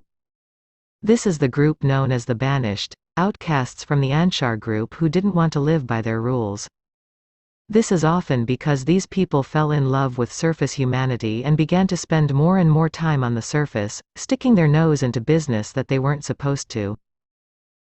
Many have married with surface humans, and many also have risen to positions of fame and power, which is quite easy for them given their more advanced mental abilities. Also, most of the Banished are quite beautiful, with larger than normal eyes and striking features. That's about it for our general overview of Agartha. The only other thing to mention is the transportation system. There is an ancient maglev train system that runs under the entire surface of the Earth, which connects the different caverns to each other, and which also connects our world to different worlds through portals that the trains pass through. No one is entirely sure who built this portal system, but it's suspected that it was the Pa Tal, almost 200 million years ago. Chapter 6, Part 6, The Insider. The ICC and Solar Warden may have had different agendas, but they both agreed on at least one thing, and that was the need to keep what they were up to a secret from everyone else, something that is kinda tough to do when you are constantly vanishing people from the face of the Earth through recruitment and abduction. Quick note: remember the craze of UFO abductions and cattle mutilations, etc.? That went on in the 70s and 80s and then just kinda petered out? The abductees who recalled their experience all recalled the same kind of gray alien being that has become synonymous with the word alien: big almond eyes, big head, small body, you know the one. It turns out that those weren't aliens, well, at least mostly. It's complex because there are gray reptilian ETs who look basically the same and who did carry out some abductions as well. But most of those abductions were carried out by clones created by the ICC in ships that were built by humans. That abduction campaign was partially to carry out genetic experiments, and also to continue promoting a general terror of ETs and alien invasion, which is an important element of the Cabal's master plan. Anyway, a while back the ICC and Solar Warden got together and hammered out a mutually beneficial agreement that any civilian who was recruited or abducted into any SSP had to go through the 20 and back process, and this process gives you a glimpse of just how advanced the technology of these groups is. A member of the 20 and back program entered into service and worked in their field within a SSP for 20 years. Then they were sent back into time to the point at which they had been recruited or abducted and had their physical age regressed 20 years. They were then blank-slated, all memory of their 20 years in space wiped from their mind. Diabolical. The SSP got a brilliant mind to help them advance their aims for 20 years, and to the recruit, their family, and the world at large, nothing at all changed. Except that for about 4% of these recruits the memory wipe didn't stick. But that wasn't a huge deal. After all, it's not exactly a believable story and most are written off as crazy if they try to tell what happened to them. This perception is reinforced because most of these folks have been so traumatized by their experiences that they are often mentally unstable. But one man who remembers his time in Solar Warden has come forward recently, and has managed to get the word out to a growing number of folks. Meet Corey Good. Note: Corey's legitimacy has been questioned by many and embraced by many. But even those who question his legitimacy tend to agree that the information he has provided about the 20 and back program is accurate. There are some that claim that the blue avians he says he interacted with are totally made up, but it's important to remember that even Corey says that the form they take is simply a representation they created for the purpose of interaction and is not what they look like at their natural level of vibration. Despite the controversy, I am leaving his testimony in here as I have gotten confirmation that most of it is accurate, especially the pieces about the MyLab programs and secret space programs, which have been verified by other whistleblowers who have come forward. I also have had it confirmed that as of January 2019 he was still being affected by elements of mind control and had involvement with various three-letter agencies, but that has changed as well since then and he has healed a lot.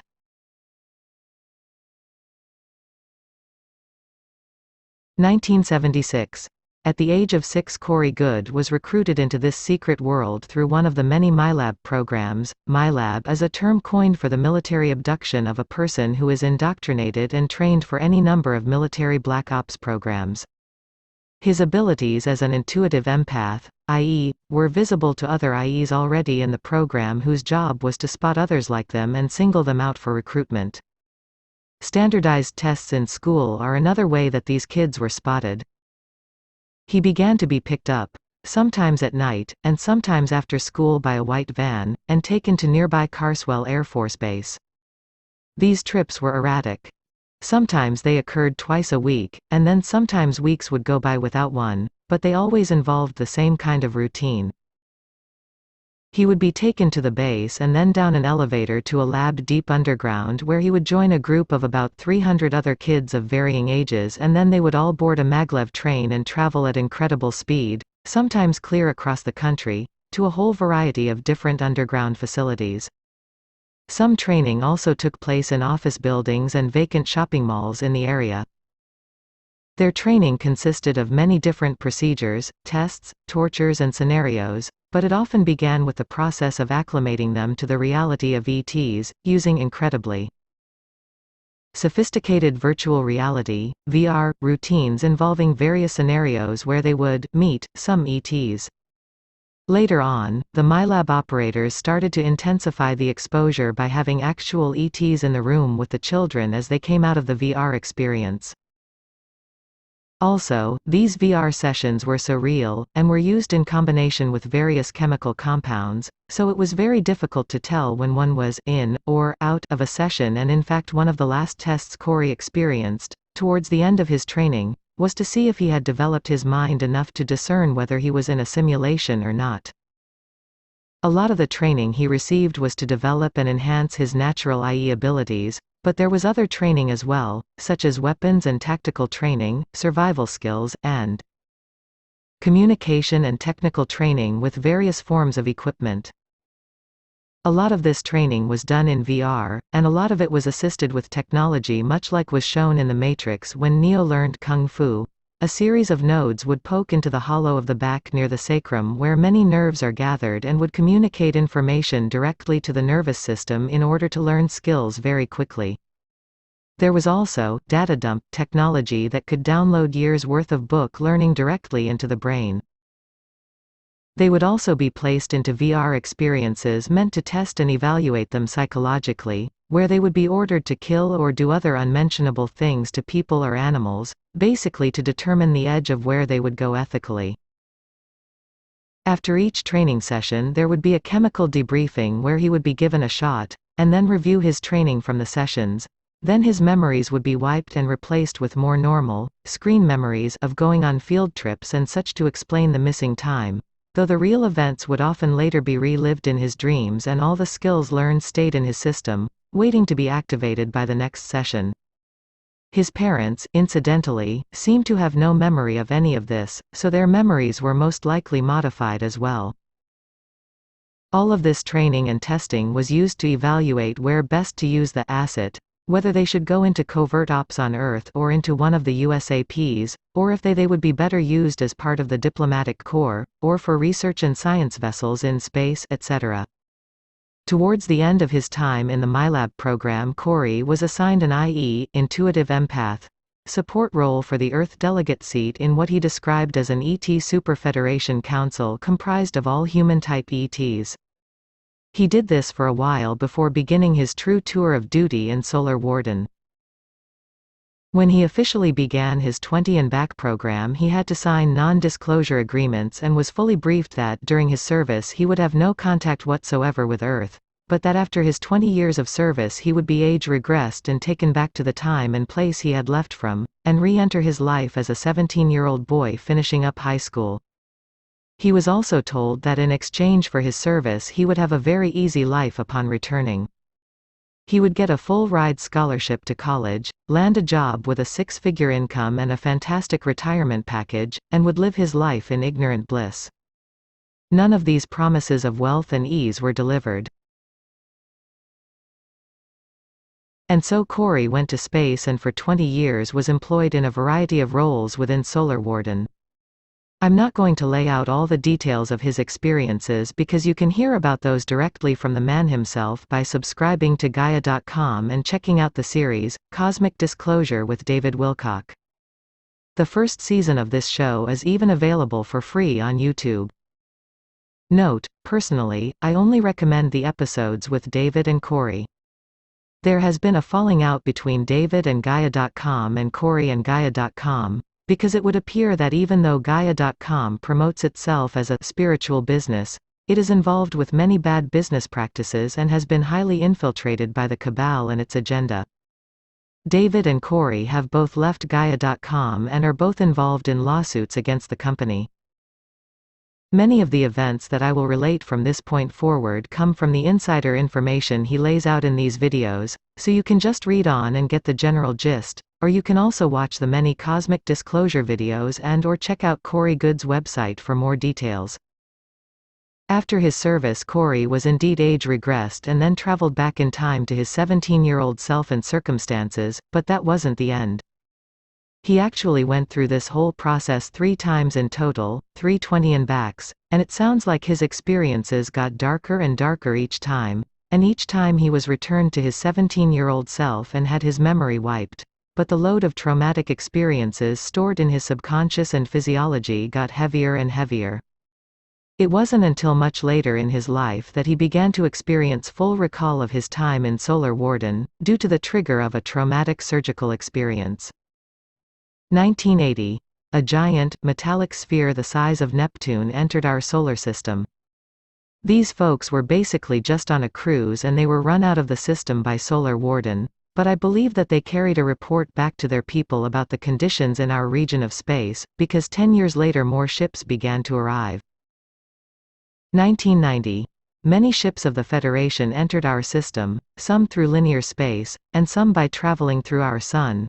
Stars can be used as portals in between regions of space when traveling in the higher densities. The Cabal rejoiced, for the human members who weren't very high-ranking thought at first that these ships were the return of their ancient forefathers, the Orion Group. The highest-ranking human members of the Cabal though knew this wasn't the case, for almost all of the original Orion Group who were still alive were in stasis in their ships under the ice in Atlantis. The rest of them soon had their hopes dashed as well, for these ships, which also included many giant planet-sized spheres, proceeded to take up various positions throughout the solar system and ignored all attempts by various SSPs to contact them. 1998 to 2012. Thousands more Federation ships entered our system during this period and took up their positions. At this point all the SSPs were starting to panic and so was the Cabal, for many of these races were obviously more advanced than any of them and no one knew what their agenda was. 2008. The Federation took back control of the computer system in the Moon that controls the 3D matrix. They realized when they got it back under their control that only 4 of the original nuclear reactors that power the system were still working. This means that the influence of the matrix is diminishing. Now, one might ask, if the Federation, the good guys, has control over the matrix, why don't they simply turn it off and liberate humanity in one fell swoop? The answer to that is complicated. For one, even though the Federation is overwhelmingly a positive force, there are many factions, and not all think alike to say the least. The main reason though is free will. Not everybody wants to wake up, and the vast majority of humanity would simply go insane if all of a sudden they were plunged into a 5th density reality. If you are reading this then your consciousness is likely ready for this, or at least close, but you are, at this point, the exception. Many people do not want to wake up, and it goes against the prime directive to impose awakening upon them. 2013. Corey Good had always recalled fragments of memory from his MyLab training as a kid, but with no context to explain these memories he simply tried his best to file them away. He would occasionally even meet people randomly who would say things like, "You know you were in Project**, don't you?" But he would deny it for he didn't really have full recall, and was fearful of persecution. But then he started to recall more as time went on.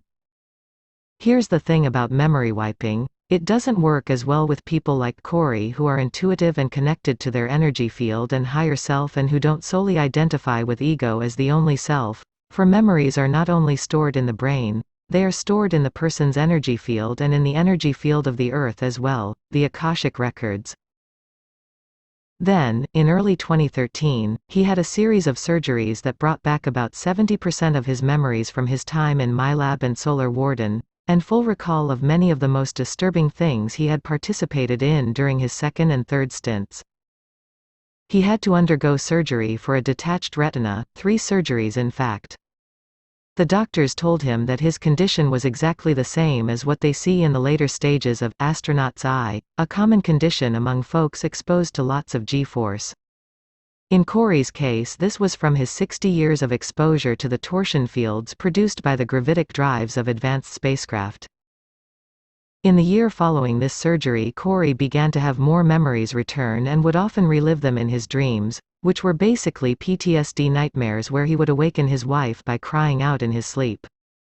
He was getting all these memories, but they were still fragmented and disjointed, and though he could remember, he was unable to speak about them. Following the return of these memories, most of which were very upsetting and traumatic, Corey became very depressed and suicidal, so much so that his wife became very concerned about him. Fortunately, there are some good folks in Solar Warden who were looking out for him, and one in particular named Gonzalez contacted him and let him know that he would be getting some help from a breakaway civilization that had recently returned to our solar system.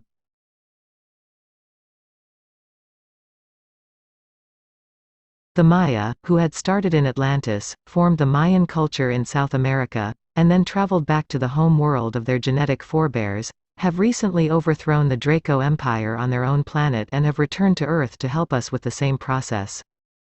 They are very good at working with the mind and energy field and have a technique for removing traumatic imprints that I, as a trauma specialist myself, wish I had access to. One night Gonzalez and a group of Mayans popped into Corey's living room and then transported him to their ship. Their ships and technology are fascinating. It's all done with stone that has networks of energy running through it, highly advanced and yet primitive looking at the same time. Using that technology, the Maya passed a certain kind of stone over Corey's body which disassociated those memories from his mind, body, spirit complex on a case-by-case basis under the agreement of his own free will. Following this procedure, Corey still had the memory of what those experiences were about, but the unresolved survival energy and terrible emotional weight that had been tied to those memories were gone, along with some of the worst, most vivid details. This allowed him to begin healing from the horrors he had witnessed and to forgive himself for the acts he himself had participated in, and it opened the door to all of what came next. Then, one night a bit later in the year, he was guided to remote view his own light body, where he encountered an entity attached to him who called itself the Gatekeeper. He cast out this entity, and a whole host of others who had been purposefully attached to him by beings working with the MyLab program. By invoking the name and energy of Jesus, he had been raised as a Christian. After doing this, he was able to speak about the experiences he was remembering, and he recorded his first interview and released it under Project Avalon on YouTube. This interview is quite long, almost 2 hours, and I find the interviews on Cosmic Disclosure are more engaging. In fact, they are fascinating, not just for the info, but also because of the way in which we see Corey relax, unfold and evolve over time as he heals more and more from his traumatic experiences in Solar Warden. Yet this is a very important historical artifact. Corey has released a vast amount of detailed information since then, most of which is on Gaia.com in the Cosmic Disclosure video series. It can take weeks and months to absorb all of it, which is part of why I have written this book, to give you a basic overview of the most salient points, but if you want to dive into the details, it's all out there. October 13, 2014. Corey Goode met with David Wilcock for the first time, and then the following year, on July 21, 2015, the first of the Cosmic Disclosure videos came out. Following these events, Corey returned to active participation in the SSPs, only this time he was part of the newest, and most benevolent group to emerge, the group that is pushing for full disclosure of all that has been hidden, the group that he calls the Sphere Being Alliance, SBA. Again, the credibility of this part of Corey's story is difficult to validate, as he certainly experienced a lot of mind control, and unlike the MyLab experiments of which we have reports from many participants, there is no one else except Corey talking about interactions with the SBA or Blue Avians. I can confirm though, that the Galactic Federation is indeed around our planet in many ships, and is actively working to help our process the best they can while staying in accordance with the Prime Directive. Chapter 6, Part 7, Recent Events, the Sphere Being Alliance, the Downfall of the Cabal, and the U.S. Election. A review of the Cabal's master plan. The Cabal fundamentally wants two things above all else: power, and the ability to extend that power indefinitely. After the end of World War II and their infiltration of the MiC, they had a nice, trillion-dollar industry going, but how to grow that into a $2 or $3 trillion industry? Plus, the disclosure of the existence of ETs is, at some point, inevitable, and the Cabal knows this, and they need to control it to suit their agenda if they want to keep their power. They have had a long-term plan for quite some time now, a series of events orchestrated such that they could control and manipulate that disclosure in a way that would enable them to stay in charge, and that would keep money flowing into their coffers along the way. The major steps of that plan are as follows: the Korean War and the Vietnam War. Big moneymakers: the Cold War and the threat of space-based weapons. They had manipulated Reagan's limited knowledge of ETs into the establishment of the Star Wars program, which tuned public consciousness to a possible threat from above, in this case nukes from Russia, and kept the cash flowing into their USAPs. This also introduced the idea of space-based weapons to the public. A war against Arab dictators. Planning for this started in the 1970s, with folks like Saddam Hussein already being singled out and maneuvered into position for their future roles. This was kickstarted with 9/11, one of the most obvious false flag attacks of all time, though certainly not the first. In the war that followed, we began to see the use of drones as weapons, asteroids. A fear of asteroids and planets on a collision course with the Earth has been a propaganda campaign to keep public consciousness tuned to a threat from above.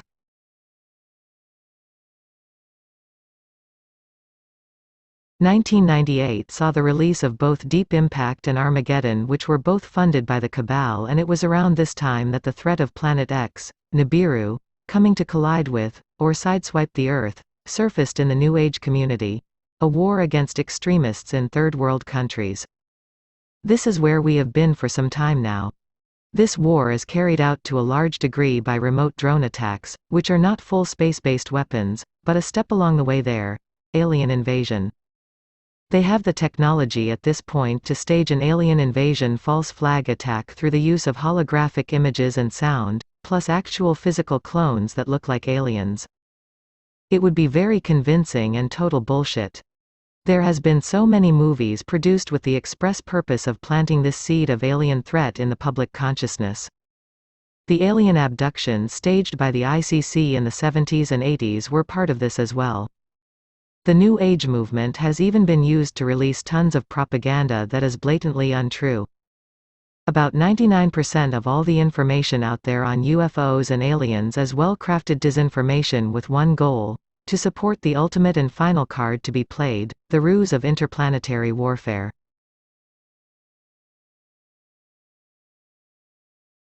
This would allow the Cabal to reveal the existence of ETs but to frame them as evil, when in fact the vast majority are either indifferently neutral or benevolent, while casting themselves as the good guys who have been working behind the scenes all this time to develop the technology to save humanity from the invented threat.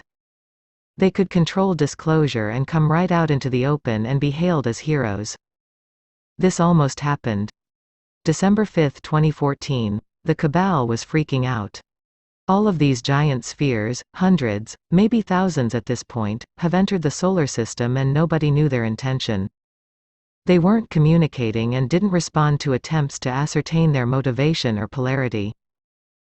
The Cabal does not like unknown variables, especially ones with technology more advanced than theirs, so they made a crucial mistake that has had massive ramifications.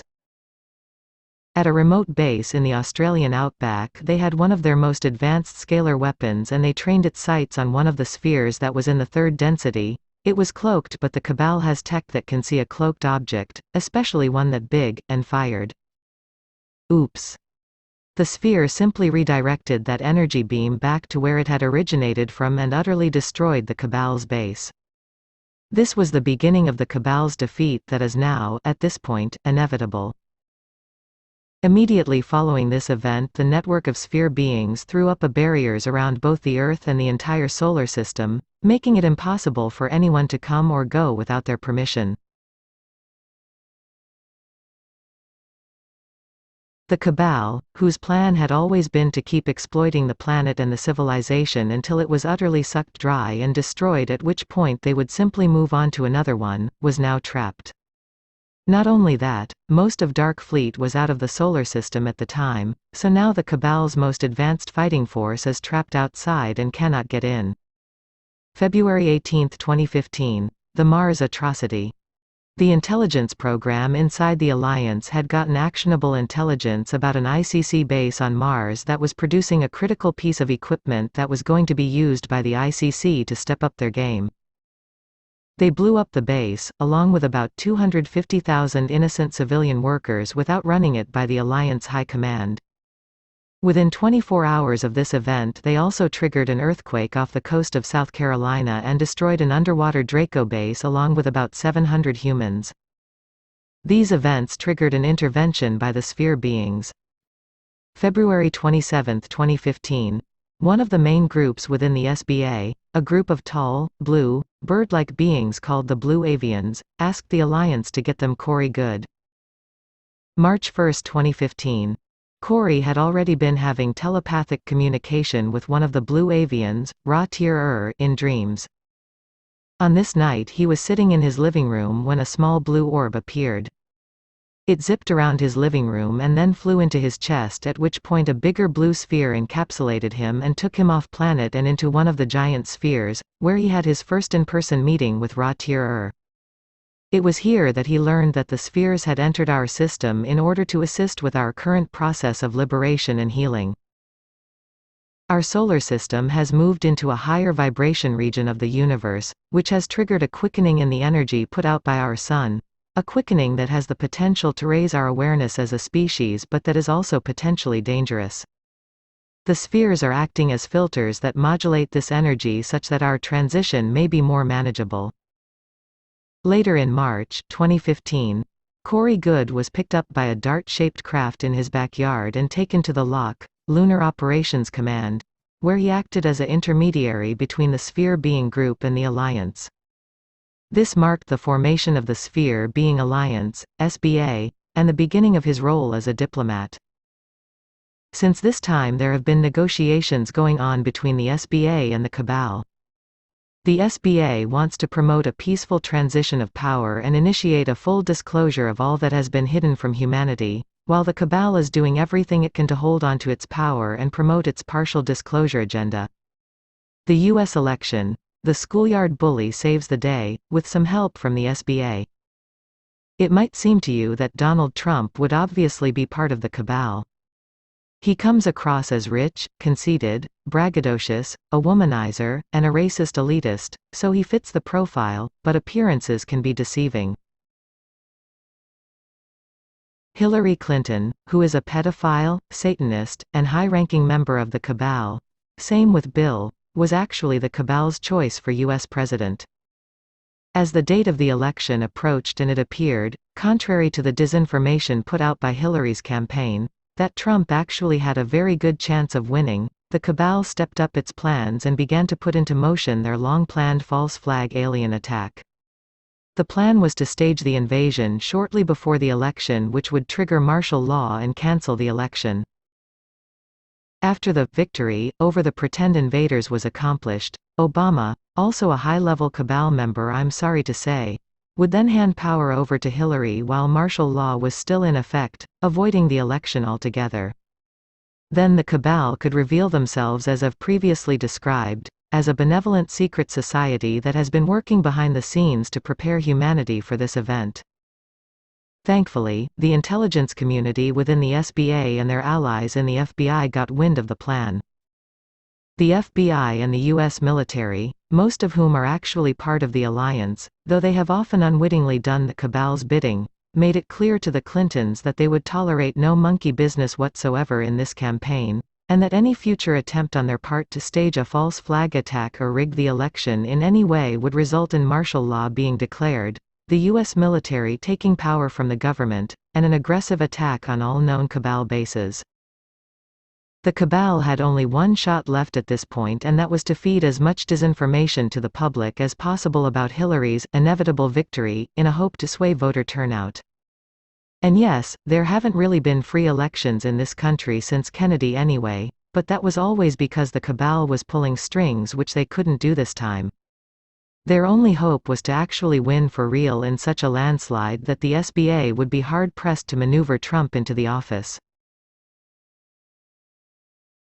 Had she won, the plan was for her to start World War III as quickly as possible, most likely through a confrontation with North Korea or China, in a last-ditch effort to destroy much of the population, destroy the advancements being gained in human consciousness by reducing the world back to a survival of the fittest state, which had worked well for them in the past, and take the wind out of the SBA's sails once and for all. And Trump serves an important function. America has been living with cultural trauma since before its inception. The very foundations of America were built on trauma, oppression, and genocide. And the cabal has used these methods to ensure that trauma and survival energy rules the consciousness not just in America, but in most of the world's population. In any trauma system, the sign that something is starting to shift out of its habitual bracing and management is change. Even painful change. Hillary represented business as usual. A continuation of the status quo. A nice presentation that is fundamentally a lie. Trump's victory was a painful, ugly change for many people, but it is definitely a radical change in the collective system, and not at all what the cabal wanted to occur. It is a sign that the collective disorganization and trauma in the American system, and in the world at large, can no longer be contained and managed and covered up. It's bursting out at the seams. It's right there for all to see. For everyone worried about his apparent lewdness, racism, sexism, etc. Those traits greatly inform the American collective consciousness already. In terms of karma, in terms of actions, that is the energy that America, and the cabal, were built on. The energy that is on display from Trump is exactly the energy that has been running the show from behind the curtain this whole time. His election is a big part of that curtain being ripped down. Also, his seemingly infantile bullheadedness was a big part of why he was approached by the alliance in the first place. The military elements of the alliance had gotten to the point where they felt that only through a violent coup could they regain control of America and eventually the rest of the world. Other factions talked them into giving a lawful, in the light of day take down one more shot, and Trump was proposed as the best candidate for the job of president during that effort precisely because of a lot of the qualities that make him repugnant to many. What better choice than someone who not only had a bullish nature and overinflated perception of their own awesomeness, but also a childlike enthusiasm for the next great thing and a will strong enough to try and see it through? Plus, he was rich enough to finance his own campaign, he was aware of the cabal but not part of them, and he had already gotten inklings of secret technologies through his uncle's access to Tesla's research back in the day. All of these factors helped him willingly shoulder a task that, quite frankly, has been one hell of a long shot. Having lost this crucial election, the cabal, as agreed upon in their negotiations with the SBA, were supposed to turn over many of their secret bases to the new administration, but most refused.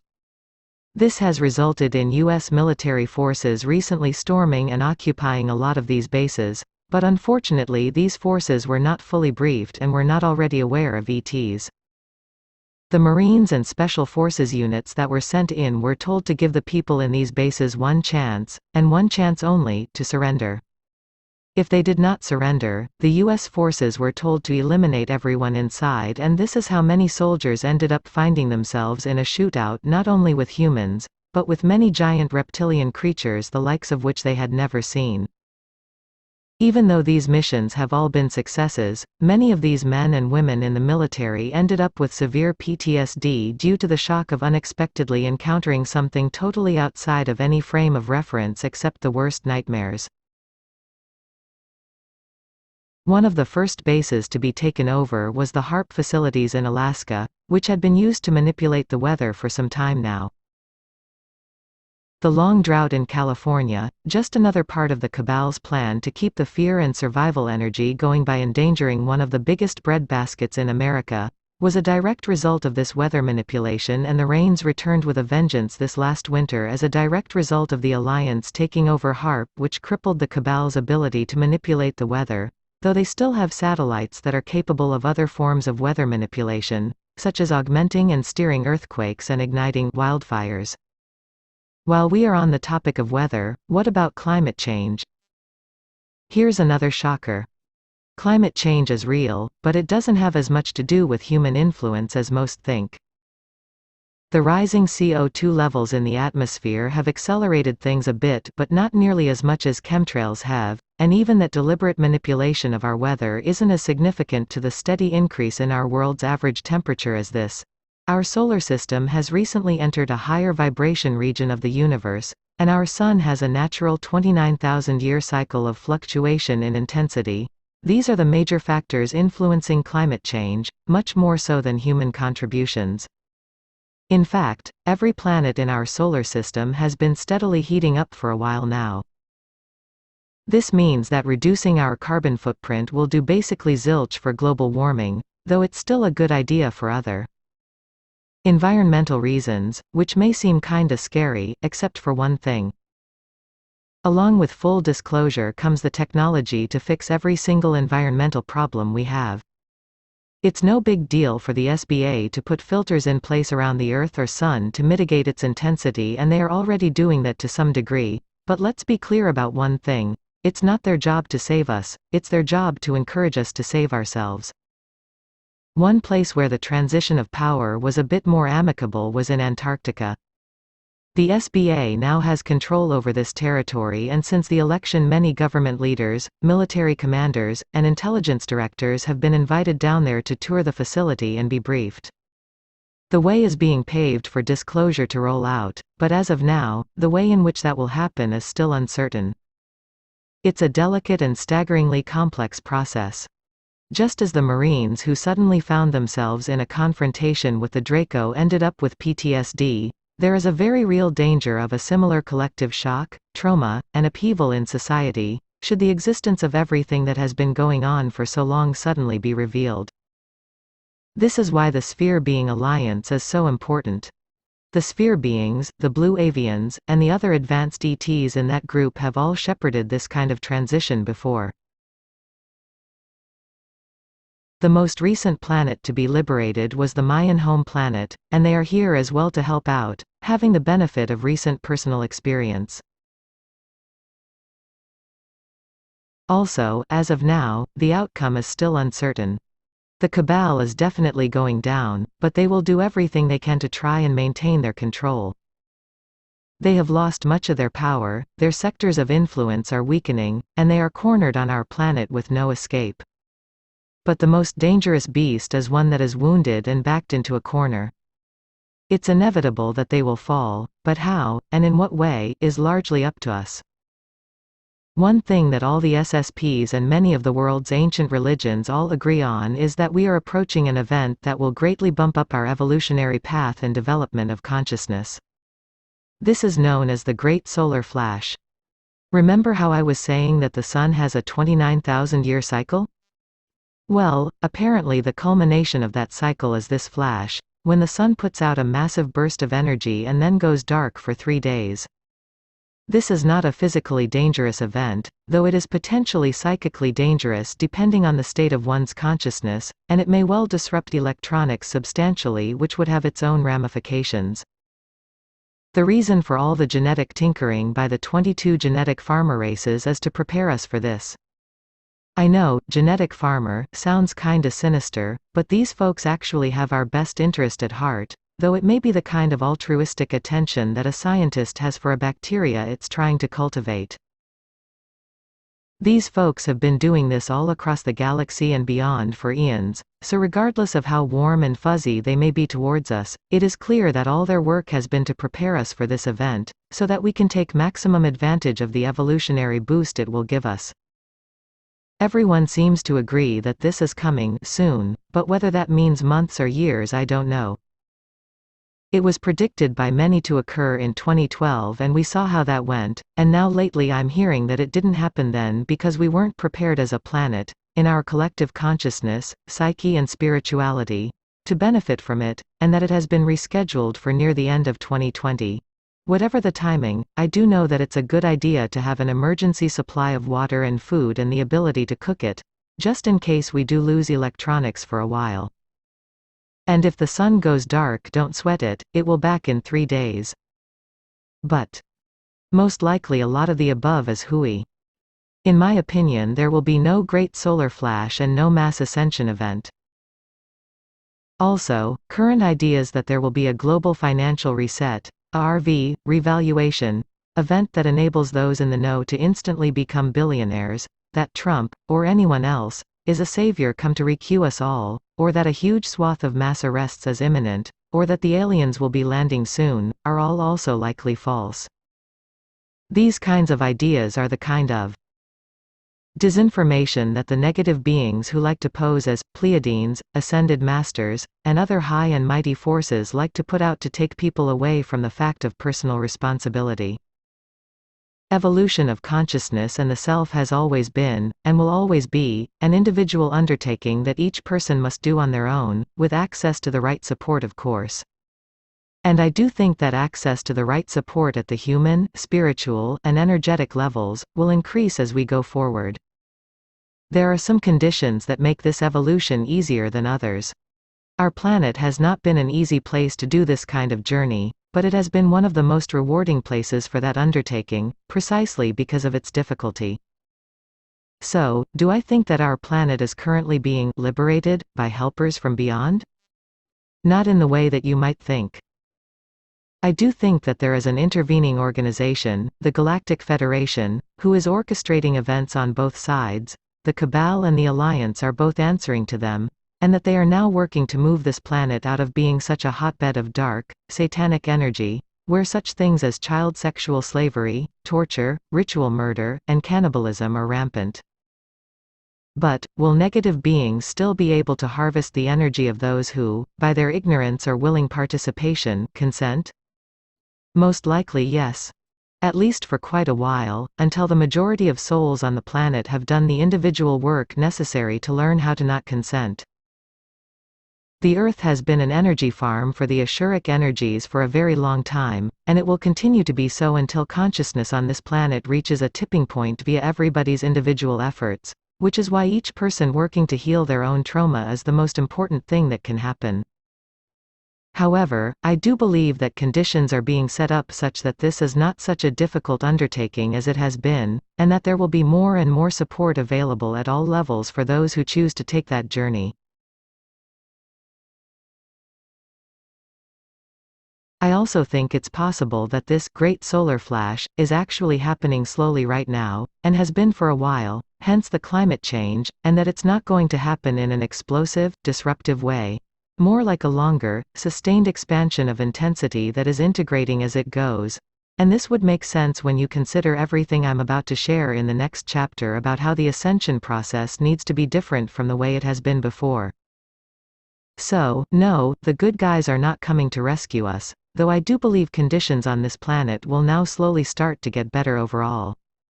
We still need to be our own good guys though, and not wait for others to fix our problems. We need to expand our consciousness and love each other, yes, but that's easier said than done because of one thing that must be addressed as part of that process, and that is our unresolved trauma. The following chapters are about how to do the work of healing that.